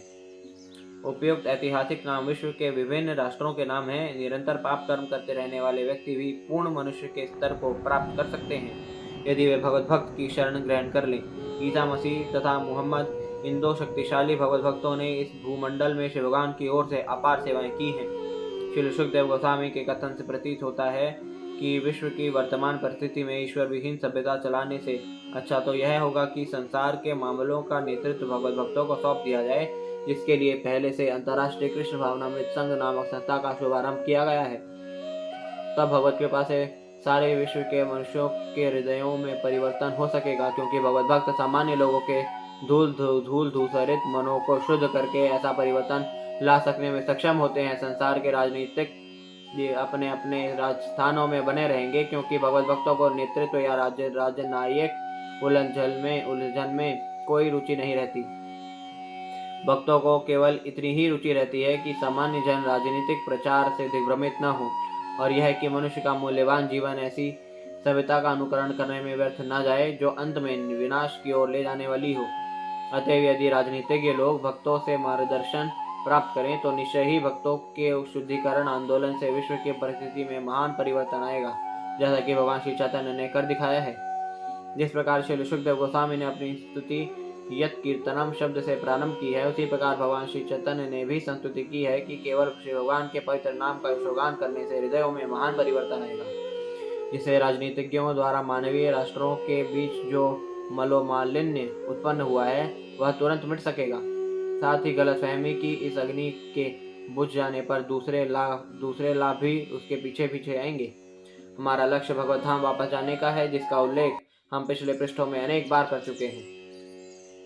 भक्ति संप्रदाय के अनुसार, जिसे सामान्यतया वैष्णव संप्रदाय कहा जाता है, इस साक्षात्कार के विषय में किसी के भी अग्रसर होने पर कोई प्रतिबंध नहीं है। वैष्णव इतना शक्ति संपन्न होता है कि वह किरात इत्यादि को भी वैष्णव बना लेता है, जैसा कि ऊपर कहा जा चुका है। श्रीमद् भगवद गीता 9.32 में श्री भगवान ने कहा है कि उनका भक्त बनने में कोई प्रतिबंध नहीं है, यहाँ तक कि निम्न कुल में उत्पन्न व्यक्तियों अथवा स्त्रियों, शूद्रों या वैश्यों पर भी।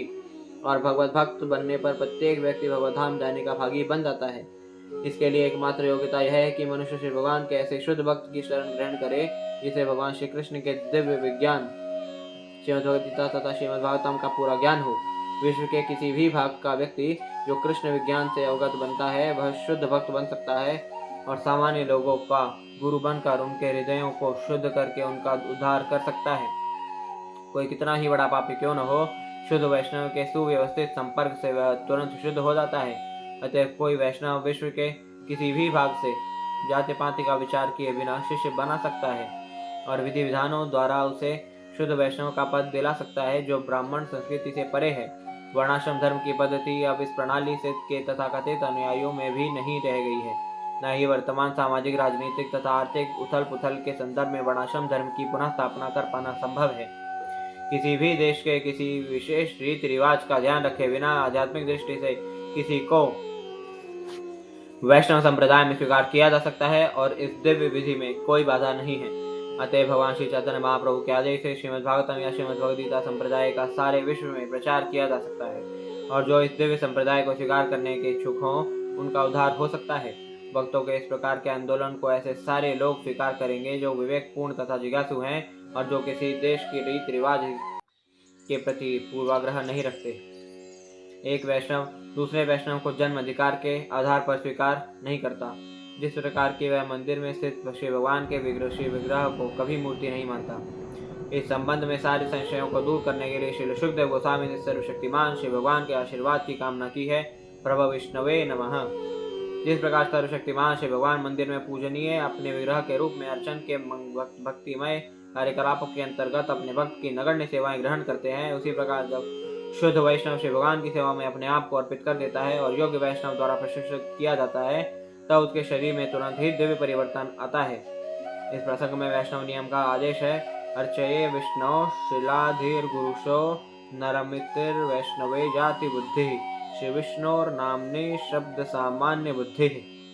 मनुष्य को चाहिए कि मंदिर में पूजित श्री भगवान के श्री विग्रह को ना तो मूर्ति समझे, न वैद्य गुरु को सामान्य पुरुष समझे, न ही शुद्ध वैष्णव को किसी जाति से संबंधित माने। पद्म पुराण।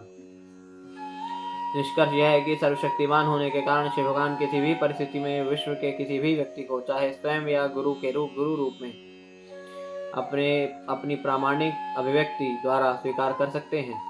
भगवान श्री चैतन्य ने वर्णाश्रम धर्म के अतिरिक्त अन्य जातियों के अनेक भक्तों को स्वीकार किया था और हम सबको शिक्षा देने हेतु यह घोषित किया कि वे स्वयं किसी जाति या वर्ण के नहीं हैं, अपितु वे वृंदावन की गोपियों के पालन करता श्री भगवान कृष्ण के दासों के दास हैं। यही आत्म साक्षात्कार की विधि है। स एष आत्मात्मवतामधीश्वर स्त्रियमो मयो धर्ममयस्तपोमया गत्तव्यलिकैर्जशंकरादिभिर्वितक्रयलिंगो भगवान प्रसीदताम्। वे परमात्मा हैं तथा समस्त स्वरूप सिद्ध पुरुषों के परमेश्वर हैं। वे साक्षात वेद, धर्म ग्रंथ, शास्त्र तथा तपस्या हैं। वे ब्रह्मा, शिव तथा कपट से रहित समस्त व्यक्तियों द्वारा पूजित हैं। आश्चर्य तथा सम्मान से ऐसे पूजित होने वाले पूर्ण पुरुषोत्तम मुझ पर प्रसन्न हो। तात्पर्य: यद्यपि परम भगवान आत्म साक्षात्कार के विभिन्न पंथों के अनुयायियों के स्वामी हैं, तो भी वे उन्हीं लोगों द्वारा ज्ञेय हैं जो आडंबर से परे हैं।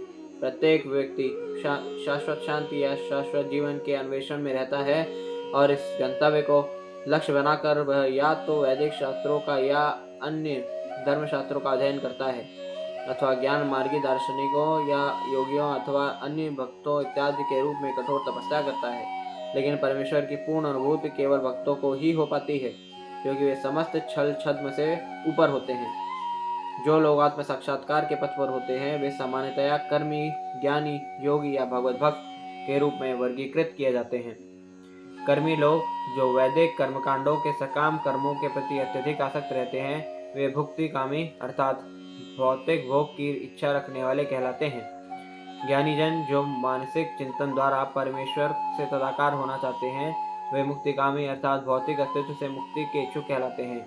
योगी जन जो 8 प्रकार की सिद्धियां प्राप्त करने हेतु विभिन्न प्रकार की तपस्याएं करते हैं और अंततः समाधि में परमात्मा से मिलते हैं, वे सिद्धिकामी कहलाते हैं। ये योगी सूक्ष्मतर से सूक्ष्मतम बनने, दीर्घतर से दीर्घतम बनने, कुछ भी इच्छित वस्तु प्राप्त करने, सब पर नियंत्रण करने, इच्छानुसार वस्तुएं उत्पन्न करने इत्यादि की इच्छा करते हैं। ये सब शक्तिमान योगी की क्षमताएं हैं, लेकिन भगवत भक्त स्वयं की तुष्टि हेतु इस प्रकार की कोई वस्तु नहीं चाहते हैं। ये केवल श्री भगवान की सेवा करना चाहते हैं, क्योंकि श्री भगवान महान है और जीवात्माओं के रूप में वे श्री भगवान के नित्य अधीन अंश हैं। भक्त द्वारा होने वाली आत्मा की यह पूर्ण अनुभूति से उसे इच्छा रहित बनने में अर्थात अपने स्वयं के लिए कुछ भी इच्छा न करने में सहायता करती है, और इस प्रकार भक्त निष्काम कहलाता है। जीव अपनी वैधानिक स्थिति के कारण समस्त इच्छाओं से रहित नहीं हो सकता। भुक्तिकामी, मुक्तिकामी तथा सिद्धिकामी सभी स्वयं की तुष्टि हेतु कुछ न कुछ पाने की इच्छा करते हैं, लेकिन निष्काम भक्त श्री भगवान के लिए ही सब कुछ इच्छा करते हैं। वे श्री भगवान के आदेशों पर पूरी तरह आश्रित रहते हैं और श्री भगवान की तुष्टि के लिए अपना कर्तव्य निभाने हेतु सदैव उद्यत रहते हैं। प्रारंभ में अर्जुन ने अपने आप को इस प्रकार प्रस्तुत किया मानो वह आत्मतुष्टि का इच्छुक है, किंतु क्योंकि वह कुरुक्षेत्र के युद्ध में लड़ना नहीं चाह रहा था, लेकिन श्री भगवान ने उसे निष्काम बनाने हेतु श्रीमद् भगवद गीता का उपदेश दिया, जिसमें कर्मयोग, ज्ञान योग, हठ योग तथा भक्ति योग की भी व्याख्या मिलती है।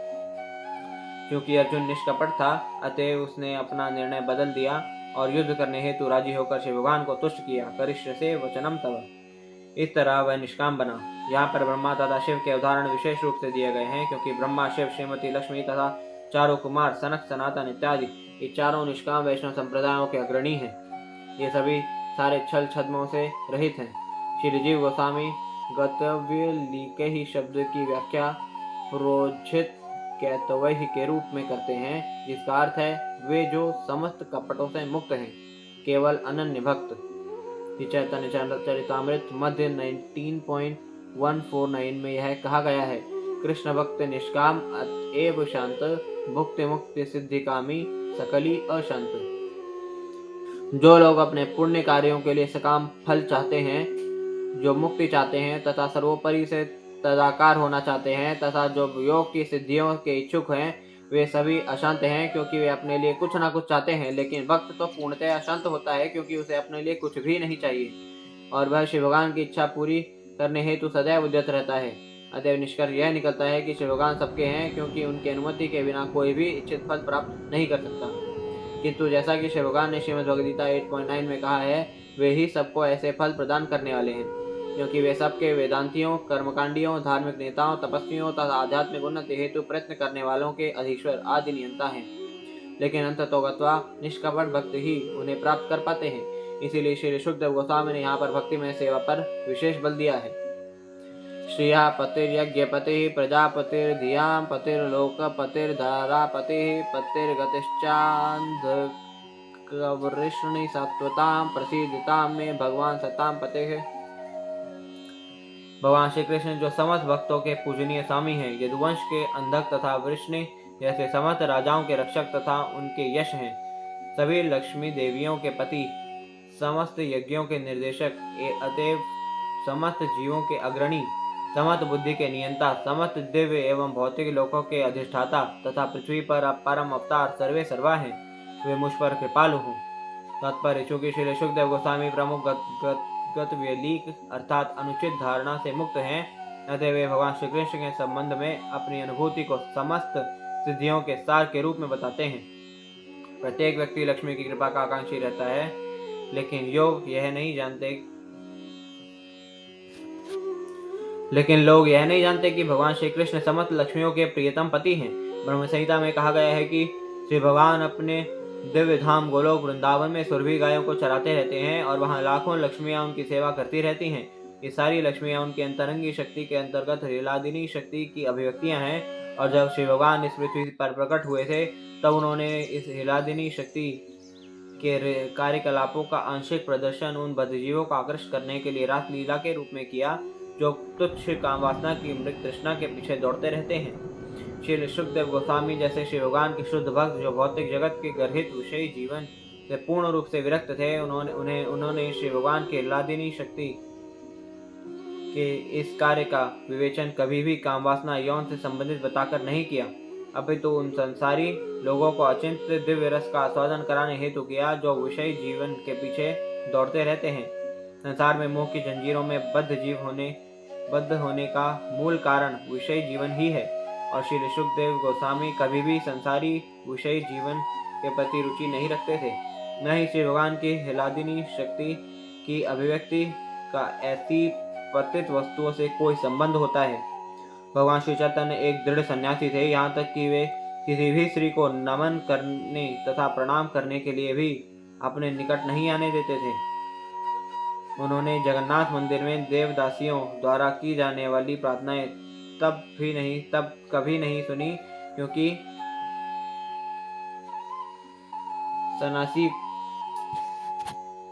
उन्होंने जगन्नाथ मंदिर में देवदासियों द्वारा की जाने वाली प्रार्थनाएं तक भी कभी नहीं सुनी, क्योंकि सन्यासी को स्त्री जाति द्वारा गाए गए गीत भी नहीं सुनने की मनाही है। फिर भी दृढ़ सन्यासी पद पर रहते हुए भी उन्होंने वृंदावन की गोपियों द्वारा की गई पूजा की विधि को श्री भगवान की सर्वोच्च प्रेमा भक्ति के रूप में मान्यता दी। श्रीमती राधा रानी तो ऐसी लक्ष्मियों में प्रधान हैं, अतएव वे श्री भगवान की अर्धांगिनी हैं और भगवान श्री कृष्ण से अभिन्न हैं। जीवन में सर्वोच्च लाभ प्राप्त करने हेतु वैदिक अनुष्ठानों में विभिन्न प्रकार के यज्ञ करने की संस्तुति की गई है। बड़े बड़े यज्ञ करने से प्राप्त होने वाले वर अंततः लक्ष्मी द्वारा की गई कृपा ही हैं और लक्ष्मी के पति या प्रियतम होने के कारण श्री भगवान समस्त यज्ञों के भी स्वामी हैं। वे सभी प्रकार के यज्ञों के अंतिम भोक्ता हैं, इसीलिए विष्णु का एक अन्य नाम यज्ञपति भी है। श्रीमद् भगवद गीता में स्तुति की गई है कि प्रत्येक कार्य यज्ञपति के लिए किया जाए। यज्ञ अर्थात कर्मणः, अन्यथा कर्म, अन्यथा मनुष्य के कार्य अन्यथा मनुष्य के कार्य प्रकृति के नियम द्वारा उसके बंधन का कारण होंगे। जो लोग किसी भी प्रकार की भ्रांत धारणाओं व्यलिकम से मुक्त नहीं है, वे छोटे छोटे देवताओं को प्रसन्न करने हेतु यज्ञ करते हैं, लेकिन भगवत भक्त अच्छी तरह जानते हैं कि भगवान श्री कृष्ण ही समस्त याज्ञिक अनुष्ठानों के परम भोक्ता हैं। अतः वे संकीर्तन यज्ञ श्रवणम कीर्तनम विष्णु करते हैं, जो इस कलयुग के लिए विशेष रूप से संस्तुत है। कलयुग में अन्य प्रकार के यज्ञों को संपन्न करना संभव नहीं है, क्योंकि व्यवस्था पर अपर्याप्त है और कुशल पुरोहित भी नहीं मिल पाते। श्रीमद् भगवद गीता 3.10-11 में से हमें यह जानकारी मिलती है कि ब्रह्मा ने ब्रह्मांड में बद्ध जीवों को जन्म देने के पश्चात उन्हें यज्ञ करने तथा संपन्न जीवन बिताने का आदेश दिया। ऐसे यज्ञों के संपन्न करने से बद्ध जीवों को कभी भी जीवन निर्वाह करने में कठिनाई नहीं होती। अंततोगत्वा वे अपने जीवन को शुद्ध कर सकते हैं। वे देखेंगे कि उनकी उन्नति आध्यात्मिक जीवन में सहज में ही हो गई है और वही जीव का वास्तविक स्वरूप है। बद्ध जीव को चाहिए कि वह कभी भी यज्ञ, दान तथा तपस्या का परित्याग किसी भी दशा में न करे। ऐसे सभी यज्ञों का उद्देश्य यज्ञपति अर्थात शिव भगवान को प्रसन्न करना है, इसीलिए शिव भगवान प्रजापति भी हैं। कठ उपनिषद के अनुसार अकेले शिव भगवान असंख्य जीवों के नायक हैं। सारे जीव शिव भगवान द्वारा पालित हैं। एको बहुनाम योग दधाति कामान, इसीलिए शिव भगवान सर्वोपरि भूतभृत या सभी जीवों के पालक कहलाते हैं। जीवों को उनके पूर्व कर्मों के अनुपात के अनुसार ही बुद्धि प्रदान की जाती है। सारे जीवों को एक समान गुण वाली बुद्धि प्रदान नहीं की जाती, क्योंकि बुद्धि के ऐसे विकास के पीछे शिव भगवान का नियंत्रण रहता है। जैसा कि श्रीमद् भगवद गीता 15.15 में घोषणा की गई है, परमात्मा के रूप में शिव भगवान सबके हृदय में निवास करते हैं और उन्हीं से स्मृति, ज्ञान की शक्ति तथा विस्मृति आती है। मत्ता स्मृति ज्ञान अपौनम च। एक व्यक्ति भगवत कृपा से अपने भूतकाल के कार्यों को भलीभांति स्मरण कर सकता है, जबकि दूसरा व्यक्ति नहीं कर पाता। कोई व्यक्ति भगवत कृपा से अत्यधिक बुद्धिमान होता है, किंतु उसी नियंत्रण से दूसरा व्यक्ति मूढ़ होता है। अतः शिव भगवान धियामपति अथवा बुद्धि के स्वामी हैं। बद्ध जीव भौतिक जगत के स्वामी बनने का प्रयास करते हैं। प्रत्येक व्यक्ति अपनी उच्चतम बुद्धि का प्रयोग करके भौतिक प्रगति पर प्रभुत्व जताना चाहता है। बद्ध जीव द्वारा बुद्धि का यह दुरुपयोग पागलपन कहलाता है। मनुष्य को अपनी बुद्धि का उपयोग भवबंधन से मुक्त होने हेतु करना चाहिए, लेकिन बद्ध जीव अपने पागलपन के कारण इंद्रिय तृप्ति में ही अपनी समस्त शक्ति तथा बुद्धि लगा देता है और इस उद्देश्य की प्राप्ति हेतु वह सभी प्रकार के दुष्कर्म करता है। परिणाम यह होता है कि पागल बद्ध जीव संपूर्ण स्वतंत्रता का मुक्त जीवन प्राप्त करने के बदले पुनः पुनः अनेक प्रकार के बंधनों में पड़ता रहता है। भौतिक जगत में हम जो कुछ देखते हैं वह शिव भगवान की ही सृष्टि है। अतः समस्त ब्रह्मांडों में प्रत्येक वस्तु के वे ही वास्तविक स्वामी हैं। बद्ध जीव शिव भगवान के वश में रहकर इस सृष्टि के एक अंश का भोग कर सकता है, लेकिन आत्मनिर्भर बनकर नहीं। यही ईशोपनिषद का उपदेश है। मनुष्य को ब्रह्मांड के स्वामी द्वारा प्रदत्त वस्तुओं से संतुष्ट रहना चाहिए। यह तो निरा पागलपन है कि कोई दूसरे के हिस्से की भौतिक संपत्ति में अधिकार जताने का प्रयास करता है। ब्रह्मांड के स्वामी बद्ध जीवों पर अपनी हेतु की कृपावश अपनी ही शक्ति आत्मा माया द्वारा बद्ध जीवों के साथ नित्य संबंध को पुनः स्थापित करने हेतु अवतरित होते हैं। वे सबको उनके नियंत्रण में कुछ सीमा तक झूठे ही भोक्ता बनने के बजाय अपनी शरण में आने के लिए उपदेश देते हैं। जब वे इस तरह अवतरित होते हैं, तब वे यह सिद्ध कर देते हैं कि उनमें भोगने का कितना बड़ा सामर्थ्य है और वे एक साथ 16,000 पत्नियों के साथ विवाह करके भोग की अपनी शक्ति का प्रदर्शन उदाहरण के तौर पर करते हैं। बद्ध जीव केवल एक पत्नी का पति बनकर गर्व का अनुभव करता है, लेकिन शिव भगवान इस पर हंसते हैं। बुद्धिमान व्यक्ति जान सकता है कि वास्तविक पति कौन है। वास्तव में शिव भगवान ही अपनी सृष्टि की समस्त स्त्रियों के पति हैं, लेकिन शिव भगवान से नियंत्रित होने वाला बद्ध जीव अपने आप को एक या दो पत्नियों का पति होने पर गर्व का अनुभव करता है। इस श्लोक में वर्णित विभिन्न प्रकार के पतियों की ये योग्यताएं भगवान श्री कृष्ण को ही शोभा देती हैं। अतः श्री सुखदेव गोस्वामी ने यदुवंश के पति तथा गति का विशेष उल्लेख किया है। यदुवंश के सभी सदस्य जानते थे कि भगवान श्री कृष्ण ही सब कुछ हैं, और जब उन्होंने पृथ्वी पर अपनी दिव्य लीलाएं समाप्त कर ली तो वे सभी उनके पास लौटना चाह रहे थे। यदुवंश का विनाश शिव भगवान की इच्छा से हुआ, क्योंकि इसके सदस्यों को शिव भगवान के साथ भगवधाम को प्राप्त होना था। यदुवंश का संहार परमेश्वर द्वारा सृजित एक भौतिक प्रदर्शन था, अन्यथा यदुवंश के सारे सदस्य शिव भगवान के नित्य संगी हैं। अतः शिव भगवान समस्त भक्तों के मार्गदर्शक हैं। इसीलिए श्री सुखदेव गोस्वामी ने प्रेम पूरित भावों से श्री भगवान को सादर नमस्कार किया। यदंग्रेयाभिध्यान समाधिधौतया धियानुपश्यन्ति हि तत्त्वमात्मनः वेदन् वदन्ति चैतक कवयो यथा रुचम समे मुकुंदो भगवान प्रसीदताम। भगवान श्री कृष्ण ही मुक्ति दाता है। भक्त प्रतिपल उनके चरण कमलों का चिंतन करते हुए तथा महापुरुषों के चरण चिन्हों पर चलते हुए समाधि में परम सत्य का दर्शन कर सकता है। तथापि विद्वान ज्ञानी जन उनके विषय में अपनी सनक के अनुसार चिंतन करते हैं। ऐसे श्री भगवान मुझ पर प्रसन्न हो। तात्पर्य, योगी जन इंद्रियों को वश में करने का कठिन प्रयास करके प्रत्येक के भीतर स्थित परमात्मा की झलक पाने हेतु योग की समाधि में स्थित होते हैं, किंतु शुद्ध भक्त प्रतिपल श्री भगवान के चरण कमलों का स्मरण करते हुए वास्तविक समाधि को तुरंत ही प्राप्त करता है, क्योंकि ऐसी अनुभूति के द्वारा उसे उसके मन तथा बुद्धि भौतिक उपभोग के विकार से धुलकर पूर्ण रूप से स्वच्छ हो जाते हैं। परम भक्त अपने आप को जन्म मृत्यु के सागर में पतित हुआ सोचता है, अतः वह अपने आप को वारने के लिए शिव भगवान से निरंतर प्रार्थना करता है। वह केवल शिव भगवान के चरण कमलों के दिव्य धूलि का एक कण बनना चाहता है। परम भक्त भगवत कृपा से भौतिक भोग के सारे आकर्षण से पूरी तरह रहित हो जाता है और कलमश से मुक्त रहने हेतु वह निरंतर शिव भगवान के चरण कमलों का चिंतन करता रहता है। शिव भगवान के महान भक्त राजा कुलशेखर ने प्रार्थना की है, कृष्ण तदीय पद पंकज पंजरांतम देव मे विशतु मानसराज हंसः प्राण प्रयाण समये कफवात पित्तैः कंठावरोधन विधौ स्मरणम कुतस्ते। हे श्री कृष्ण, मेरी प्रार्थना है कि मेरा मन रूपी हंस तुरंत आपके चरण कमल के डंठलों तक डूबकर उनके जाल में उलझ जाए, अन्यथा मेरी अंतिम सांस के समय जब मेरा गला कफ से रुद्ध हो जाएगा तब भला मैं आपका चिंतन कैसे कर सकूंगा। हंस तथा कमल नाल के मध्य घनिष्ठ संबंध होता है, अतएव यह उपमा अत्यंत उपयुक्त है। हंस या परमहंस बने बिना जीव के लिए श्री भगवान के चरण कमलों के डंठलों के जाल तक प्रवेश कर पाना असंभव है। जैसा कि ब्रह्म संहिता में कहा गया है कि ज्ञानी अपने पांडित्य के बावजूद अंतकाल तक तर्क वितर्क करने पर भी परम सत्य का स्वप्न तक नहीं देख सकता।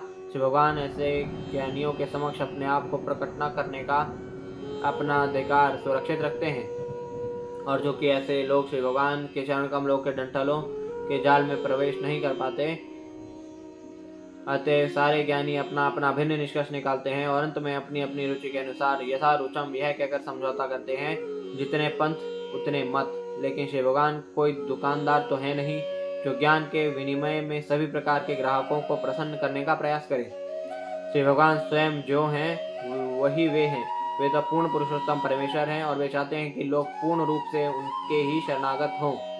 लेकिन शुद्ध भक्त पूर्ववर्ती आचार्यों के पथ का अनुसरण करते हुए अपने गुरु के पारदर्शी माध्यम से परमेश्वर को देख सकता है।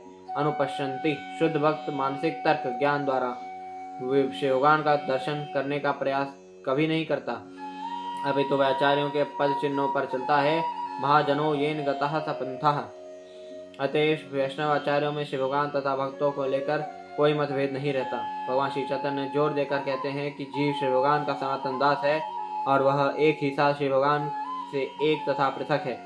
भगवान श्री चैतन्य के इस तत्व को वैष्णव मत के चारों संप्रदाय समान रूप से मानते हैं। मोक्ष के पश्चात भी श्री भगवान की शाश्वत दासता सभी स्वीकार करते हैं और ऐसा कोई प्रामाणिक वैष्णवाचार्य नहीं है जो श्री भगवान तथा अपने आप को एक सोच सके।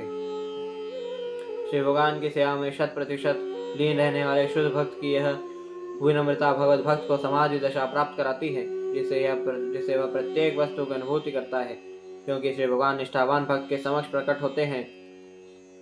जैसा कि श्रीमद् भगवद गीता 10.10 में कहा गया है, श्री भगवान प्रत्येक व्यक्ति की, यहाँ तक कि अभक्तों की भी बुद्धि के स्वामी होने के कारण वे अपने भक्त को समुचित बुद्धि प्रदान करते हैं, जिससे शुद्ध भक्त स्वतः श्री भगवान तथा उनकी विभिन्न शक्तियों के विषय में असली तथ्यों से अवगत हो जाता है।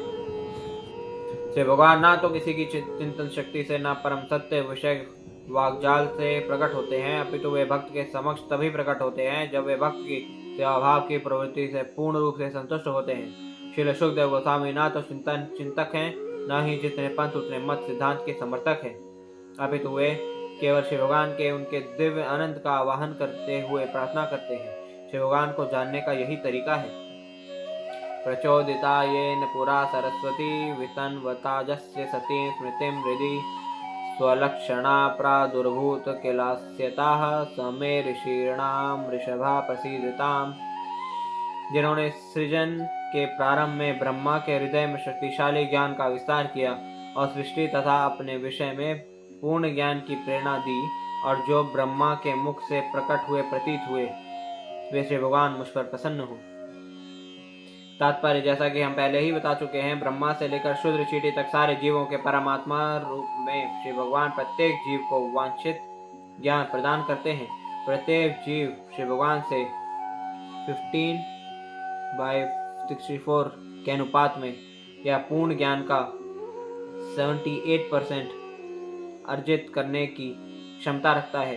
चूंकि जीव श्री भगवान का स्वाभाविक अंश है, अतः वह श्री भगवान के संपूर्ण ज्ञान को आत्मसात करने में समर्थ होता है। बद्ध अवस्था में जीव को शरीर के परिवर्तन या मृत्यु के साथ सब कुछ भूल जाना होता है। यही समर्थ ज्ञान पुनः प्रत्येक जीव में श्री भगवान द्वारा जीव के हृदय के भीतर से प्रेरित किया जाता है, और यही ज्ञान की जागृति कहलाती है, क्योंकि यह निद्रा या अचेतावस्था से जागरण के तुल्य है। यह ज्ञान की जागृति श्री भगवान के पूर्ण नियंत्रण में होती है। अतः व्यवहार जगत में विभिन्न व्यक्तियों में ज्ञान की विभिन्न कोटियां पाई जाती हैं। यह ज्ञान की जागृति न तो स्वतः घटित होती है, न ही वह भौतिक अंतःक्रिया है। इसकी पूर्ति करने वाले स्वयं श्री भगवान है, धियाम पति ही, क्योंकि ब्रह्मा तक परम श्रेष्ठता के इस नियम के अधीन है। सृष्टि के प्रारंभ में ब्रह्मा माता पिता के बिना उत्पन्न होते हैं, क्योंकि ब्रह्मा के पहले कोई अन्य जीव न था। ब्रह्मा उस कमल से उत्पन्न होते हैं जो गर्भोदक्षाय विष्णु की नाभि से प्रकट होता है, और इसीलिए वे अज कहलाते हैं। ये ब्रह्मा या अज भी श्री भगवान के अंश रूप जीव हैं, लेकिन श्री भगवान के सर्वाधिक पवित्र भक्त होने के नाते श्री भगवान मुख्य सृष्टि कर लेने के पश्चात भौतिक प्रकृति के द्वारा उन्हें सृष्टि करने की प्रेरणा देते हैं। अतएव न तो प्रकृति न ही ब्रह्मा श्री भगवान के से स्वतंत्र हैं। भौतिक विज्ञानी प्रकृति की प्रतिक्रियाओं का अवलोकन मात्र कर सकते हैं। वे ऐसे कार्यकलापों के पीछे कार्यरत निर्देशन को नहीं समझ पाते। जिस प्रकार की एक शिशु बिजली के करतब को तो देखता है, किंतु उसे बिजली घर के अभियंता का कोई ज्ञान नहीं होता। भौतिक विज्ञानी का यह अपूर्ण ज्ञान उसकी अल्पज्ञता के कारण है।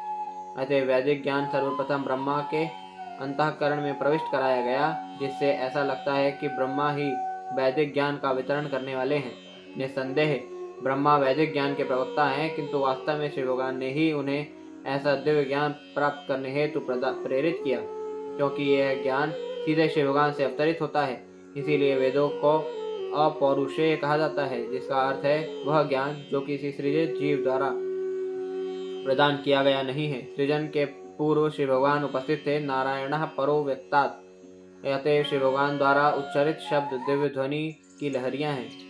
ध्वनि के दो प्रकारों, प्राकृत तथा अप्राकृत, में जमीन आसमान का अंतर है। भौतिक विज्ञानी केवल प्राकृत ध्वनि या भौतिक आकाश में स्पंदित ध्वनि पर ही विचार कर सकता है।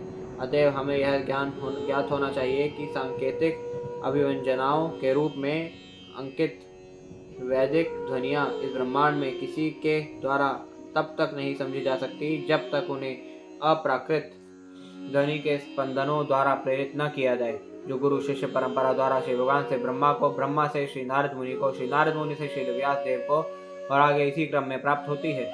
कोई भी संसारी विद्वान वैदिक मंत्रों के असली आशय को ना तो प्रकट कर सकता है, ना उनको अनुदित कर सकता है।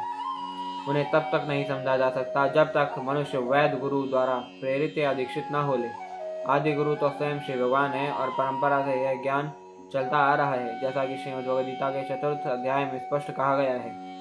अतएव दिव्य ज्ञान जब तक किसी वैद परंपरा से प्राप्त नहीं होता, तब तक उसे विफला मतः मानना चाहिए, भले ही वह संसारी कला या विज्ञान में कितनी ही प्रगति क्यों न कर ले। श्री शुकदेव गोस्वामी अपने अंतःकरण में श्री भगवान द्वारा प्रेरित होकर ही श्री भगवान से प्रार्थना कर रहे हैं, जिससे वे महाराज परीक्षित द्वारा पूछे गए सृष्टि संबंधी तथ्यों को सही बतला सकें। गुरु संसारी विद्वान की तरह सैद्धांतिक चिंतक नहीं होता, अब तो वह श्रोत्रियम ब्रह्मनिष्ठम होता है। भूतैर्महद्भिर्यमः पुरो विभुर्निम्रमाय शेते यदमुषु पुरुषः भुङ्क्ते गुणान् षोडश षोडशात्मकाः सोऽलङ्कृष्ट प्रशिष्ट भगवान वचांसि में। ब्रह्मांड के अंदर लेटकर जो तत्वों से निर्मित शरीरों को प्राणमय बनाते हैं और जो अपने पुरुष अवतार में जीव को भौतिक गुणों के 16 विभागों के अधीन करते हैं, जो जीव के जनक रूप हैं, वे पूर्ण पुरुषोत्तम भगवान मेरे प्रवचनों को अलंकृत करने हेतु प्रसन्न हो। तात्पर्य: पूर्ण आश्रित भक्त के रूप में अपने सामर्थ्य पर गर्व करने वाले संसारी व्यक्ति से सर्वथा विपरीत श्री शुकदेव गोस्वामी श्री भगवान से प्रसन्न होने के लिए प्रार्थना करते हैं, जिससे उनके प्रवचन सफल हो और श्रोताओं द्वारा उनकी यथार्थ अनुभूति हो।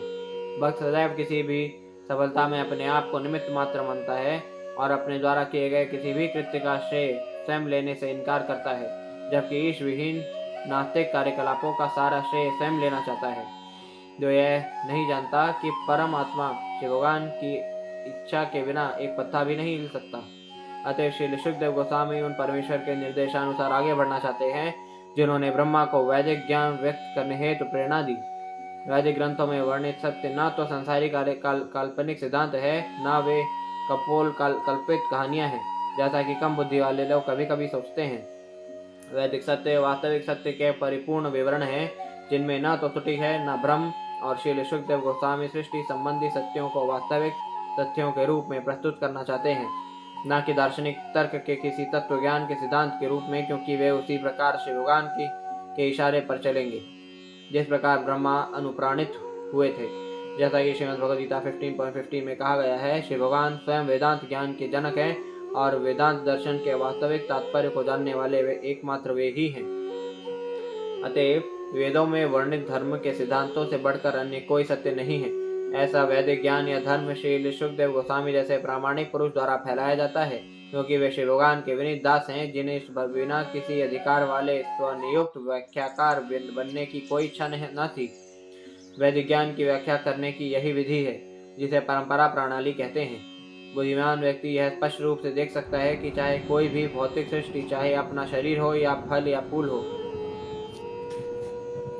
आध्यात्मिक स्पर्श के बिना वह सुंदरता के साथ वृद्धि नहीं कर पाती। संसार का सर्वाधिक बुद्धिमान व्यक्ति या बड़ा विज्ञानी किसी भी वस्तु को तभी ढंग से प्रस्तुत कर सकता है जब उसमें जीवन हो या आध्यात्मिक स्पर्श हो। अतः समस्त सत्यों के स्रोत सर्वोपरि आत्मा है, स्थूल पदार्थ नहीं, जैसा कि भ्रमवश निपट भौतिकवादी सोचता है। वैदिक साहित्य में हमें जानकारी मिलती है कि सर्वप्रथम श्री भगवान ने रिक्त भौतिक ब्रह्मांड में प्रवेश किया और तब सारी वस्तुएं एक एक करके विकसित हुई। इसी प्रकार श्री भगवान परमात्मा के रूप में प्रत्येक व्यक्तिगत जीव में स्थित हैं, अतएव उनके द्वारा सारे कार्य अच्छे ढंग से संपन्न होते हैं। 16 प्रमुख सृजनकारी तत्व, जिनके नाम है पृथ्वी, जल, अग्नि, वायु, आकाश तथा 11 इंद्रियां, साक्षात श्री भगवान से विकसित हुए और तब जीवों में बट गए। इस तरह भौतिक तत्वों का सृजन जीवों के भोग के लिए किया गया। अतः समस्त भौतिक अभिव्यक्तियों के पीछे जो सुंदर व्यवस्था है, वह श्री भगवान की शक्ति द्वारा संभव होती है और प्रत्येक जीव उसे ठीक से समझने हेतु श्री भगवान से केवल प्रार्थना ही कर सकता है, क्योंकि श्री भगवान परम चेतना है और श्री शुकदेव गोस्वामी से भिन्न है। अतएव उन्हें प्रार्थना अर्पित की जा सकती है। श्री भगवान भौतिक सृष्टि का भोग करने में जीव की सहायता करते हैं, किंतु वे ऐसे झूठे भोग से पृथक रहते हैं। श्री शुकदेव गोस्वामी श्री भगवान से कृपा करने के लिए प्रार्थना करते हैं, जिससे वह सत्य को प्रस्तुत करने में स्वयं सहायता पाने के साथ साथ उन लोगों की भी सहायता करें जिन्हें वे सुनाने जा रहे हैं। नमस्तस्मै भगवते वासुदेवाय वेधसे पपुर्ज्ञानमयं सौम्यायन्मुखाम्बुरुहावसं हासवम्। मैं वासुदेव के अवतार श्री व्यासदेव को सादर नमस्कार करता हूँ, जिन्होंने वैदिक शास्त्रों का संकलन किया। शुद्ध भक्तगण श्री भगवान के कमल सदृश मुख से टपकते हुए अमृतोपम दिव्य ज्ञान का पान करते हैं। तात्पर्य: वेद से अर्थात दिव्य ज्ञान की पद्धति के रचयिता। इस शब्द की व्याख्या करते हुए श्री श्रीधर स्वामी ने टीका की है कि इस शब्द द्वारा श्री व्यासदेव को सादर नमस्कार किया गया है, जो वासुदेव के अवतार हैं। श्री जीव गोस्वामी ने इसे स्वीकार किया है, लेकिन श्री विश्वनाथ चक्रवर्ती ठाकुर एक कदम आगे बढ़ाया है कि भगवान श्री कृष्ण के मुख से टपकता अमृत उनकी विभिन्न प्रेमिकाओं के मुखों में चला जाता है, जिससे वे संगीत, नृत्य, वेश सज्जा, अलंकरण जैसी ललित कलाएं एवं वे सारी बातें सीखती हैं जो श्री भगवान को आस्वाद्य हैं। श्री भगवान द्वारा आस्वाद्य ऐसा संगीत, नृत्य तथा अलंकरण संसारी नहीं होता, क्योंकि श्री भगवान को प्रारंभ में ही पर अर्थात दिव्य कहकर संबोधित किया गया है। भुलक्कड़ बद्ध जीवों को यह दिव्य ज्ञान अज्ञात है। श्री भगवान के अवतार श्री व्यास देव ने वैदिक साहित्य का इसीलिए संकलन किया जिससे बद्ध जीव श्री भगवान के साथ अपने विसरे हुए संबंधों को फिर से स्मरण कर सके। अतः मनुष्य को चाहिए कि वह वैदिक शास्त्रों को या कहें कि माधुर्य रस में श्री भगवान द्वारा अपनी प्रेमिकाओं को किए गए अमृत दान को समझने के लिए श्रील व्यास देव या श्रील शुकदेव के मुखारविंद से सुने। दिव्य ज्ञान के क्रमिक विकास द्वारा मनुष्य संगीत तथा नृत्य की उस दिव्य कला को प्राप्त कर सकता है जिसे श्री भगवान ने अपनी रास लीला के समय प्रदर्शित किया। लेकिन वैदिक ज्ञान के अभाव में श्री भगवान ने के रास नृत्य तथा संगीत की दिव्य प्रकृति को समझ पाना कठिन है, किंतु वह श्री भगवान के शुद्ध भक्त इस अमृत का स्वादन अगाध दार्शनिक वार्ताओं के रूप में तथा रास नृत्य में श्री भगवान द्वारा चुंबन के रूप में करते हैं, क्योंकि इन दोनों में कोई भौतिक अंतर नहीं है। एत देवात्मभूराजन् नारदाय विपृच्छते वेद गर्भो भेदात साक्षादयदा हरिरात्मनाः। हे राजन, श्री नारद मुनि द्वारा पूछे जाने पर प्रथम जन्मा ब्रह्मा ने इस विषय में ठीक वही बात बतलाई जो श्री भगवान ने अपने पुत्र ब्रह्मा से प्रत्यक्ष कही थी, जिन्हें जन्म से ही वैदिक ज्ञान धारण कराया गया था। तात्पर्य: जो ही भगवान श्री विष्णु के नाभि कमल से ब्रह्मा का जन्म हुआ, उन्हें वैदिक ज्ञान प्रदान किया गया, अतः वे वेद गर्भ या जन्म से वेदांती कहलाते हैं। वैदिक ज्ञान के या पूर्ण अच्युत ज्ञान के बिना कोई भी कुछ सृजन नहीं कर सकता। सारा वैज्ञानिक ज्ञान तथा पूर्ण ज्ञान वैदिक है। वेदों से सभी तरह की जानकारी प्राप्त की जा सकती है, इसीलिए ब्रह्मा को परिपूर्ण ज्ञान प्रदान किया गया था, जिससे वे सृष्टि करने में समर्थ हो सके। अतः ब्रह्मा सृष्टि के पूर्ण विवरण से अवगत थे, क्योंकि परम भगवान श्री हरि ने उन्हें इससे अवगत कराया था। जब श्री नारद मुनि ने ब्रह्मा से जिज्ञासा की तो उन्होंने श्री नारद मुनि को ठीक उसी प्रकार सुनाया जैसा उन्होंने स्वयं श्री भगवान से सुना था। श्री नारद मुनि ने ठीक यही बात श्री व्यास देव को बताई और श्री व्यास देव ने भी श्री शुकदेव गोस्वामी को उसी रूप में सुनाया जिस प्रकार उन्होंने श्री नारद मुनि से सुन रखा था। श्री शुकदेव गोस्वामी वे ही बातें अब उसी प्रकार सुनाने जा रहे थे जिन्हें उन्होंने श्री व्यास देव से सुना था। वैदिक ज्ञान को समझने की यही विधि है। केवल उपयुक्त परंपरा द्वारा ही वेदों की भाषा समझी जा सकती है, अन्यथा नहीं। सिद्धांतों से कोई लाभ होने वाला नहीं है। ज्ञान को वास्तविक होना चाहिए। बहुत सी ऐसी बातें हैं जो जटिल होती हैं और कोई उन्हें तब तक नहीं समझ सकता जब तक वे किसी ऐसे व्यक्ति द्वारा ना बताई जाएं जो उसे जानता हो। वैदिक ज्ञान को जानना अत्यंत कठिन है, अतः उसे उपयुक्त प्रणाली से सीखना चाहिए, अन्यथा वह जरा भी समझ में नहीं आता। अतएव श्री शुकदेव गोस्वामी ने श्री भगवान से कृपा करने के लिए प्रार्थना की, जिससे वे उनके द्वारा ब्रह्मा को प्रत्यक्ष कहे गए संदेश को या ब्रह्मा ने जो कुछ श्री नारद मुनि से कहा उसे दोहरा सकें। अतएव श्री शुकदेव गोस्वामी द्वारा वर्णित सृष्टि विषय कथन सैद्धांतिक नहीं है, जैसा कि कुछ संसारी लोग कहते हैं, अपितु पूर्ण रूप से सत्य है। जो इन संदेशों कथाओं को सुनता है और आत्मसात करने का प्रयास करता है, वह भौतिक सृष्टि से संबंधित पूरी जानकारी प्राप्त कर लेता है। इस प्रकार श्रीमद् भागवतम के द्वितीय स्कंद के अंतर्गत सृष्टि प्रक्रम नामक चतुर्थ अध्याय के भक्ति वेदांत तात्पर्य पूर्ण हुए।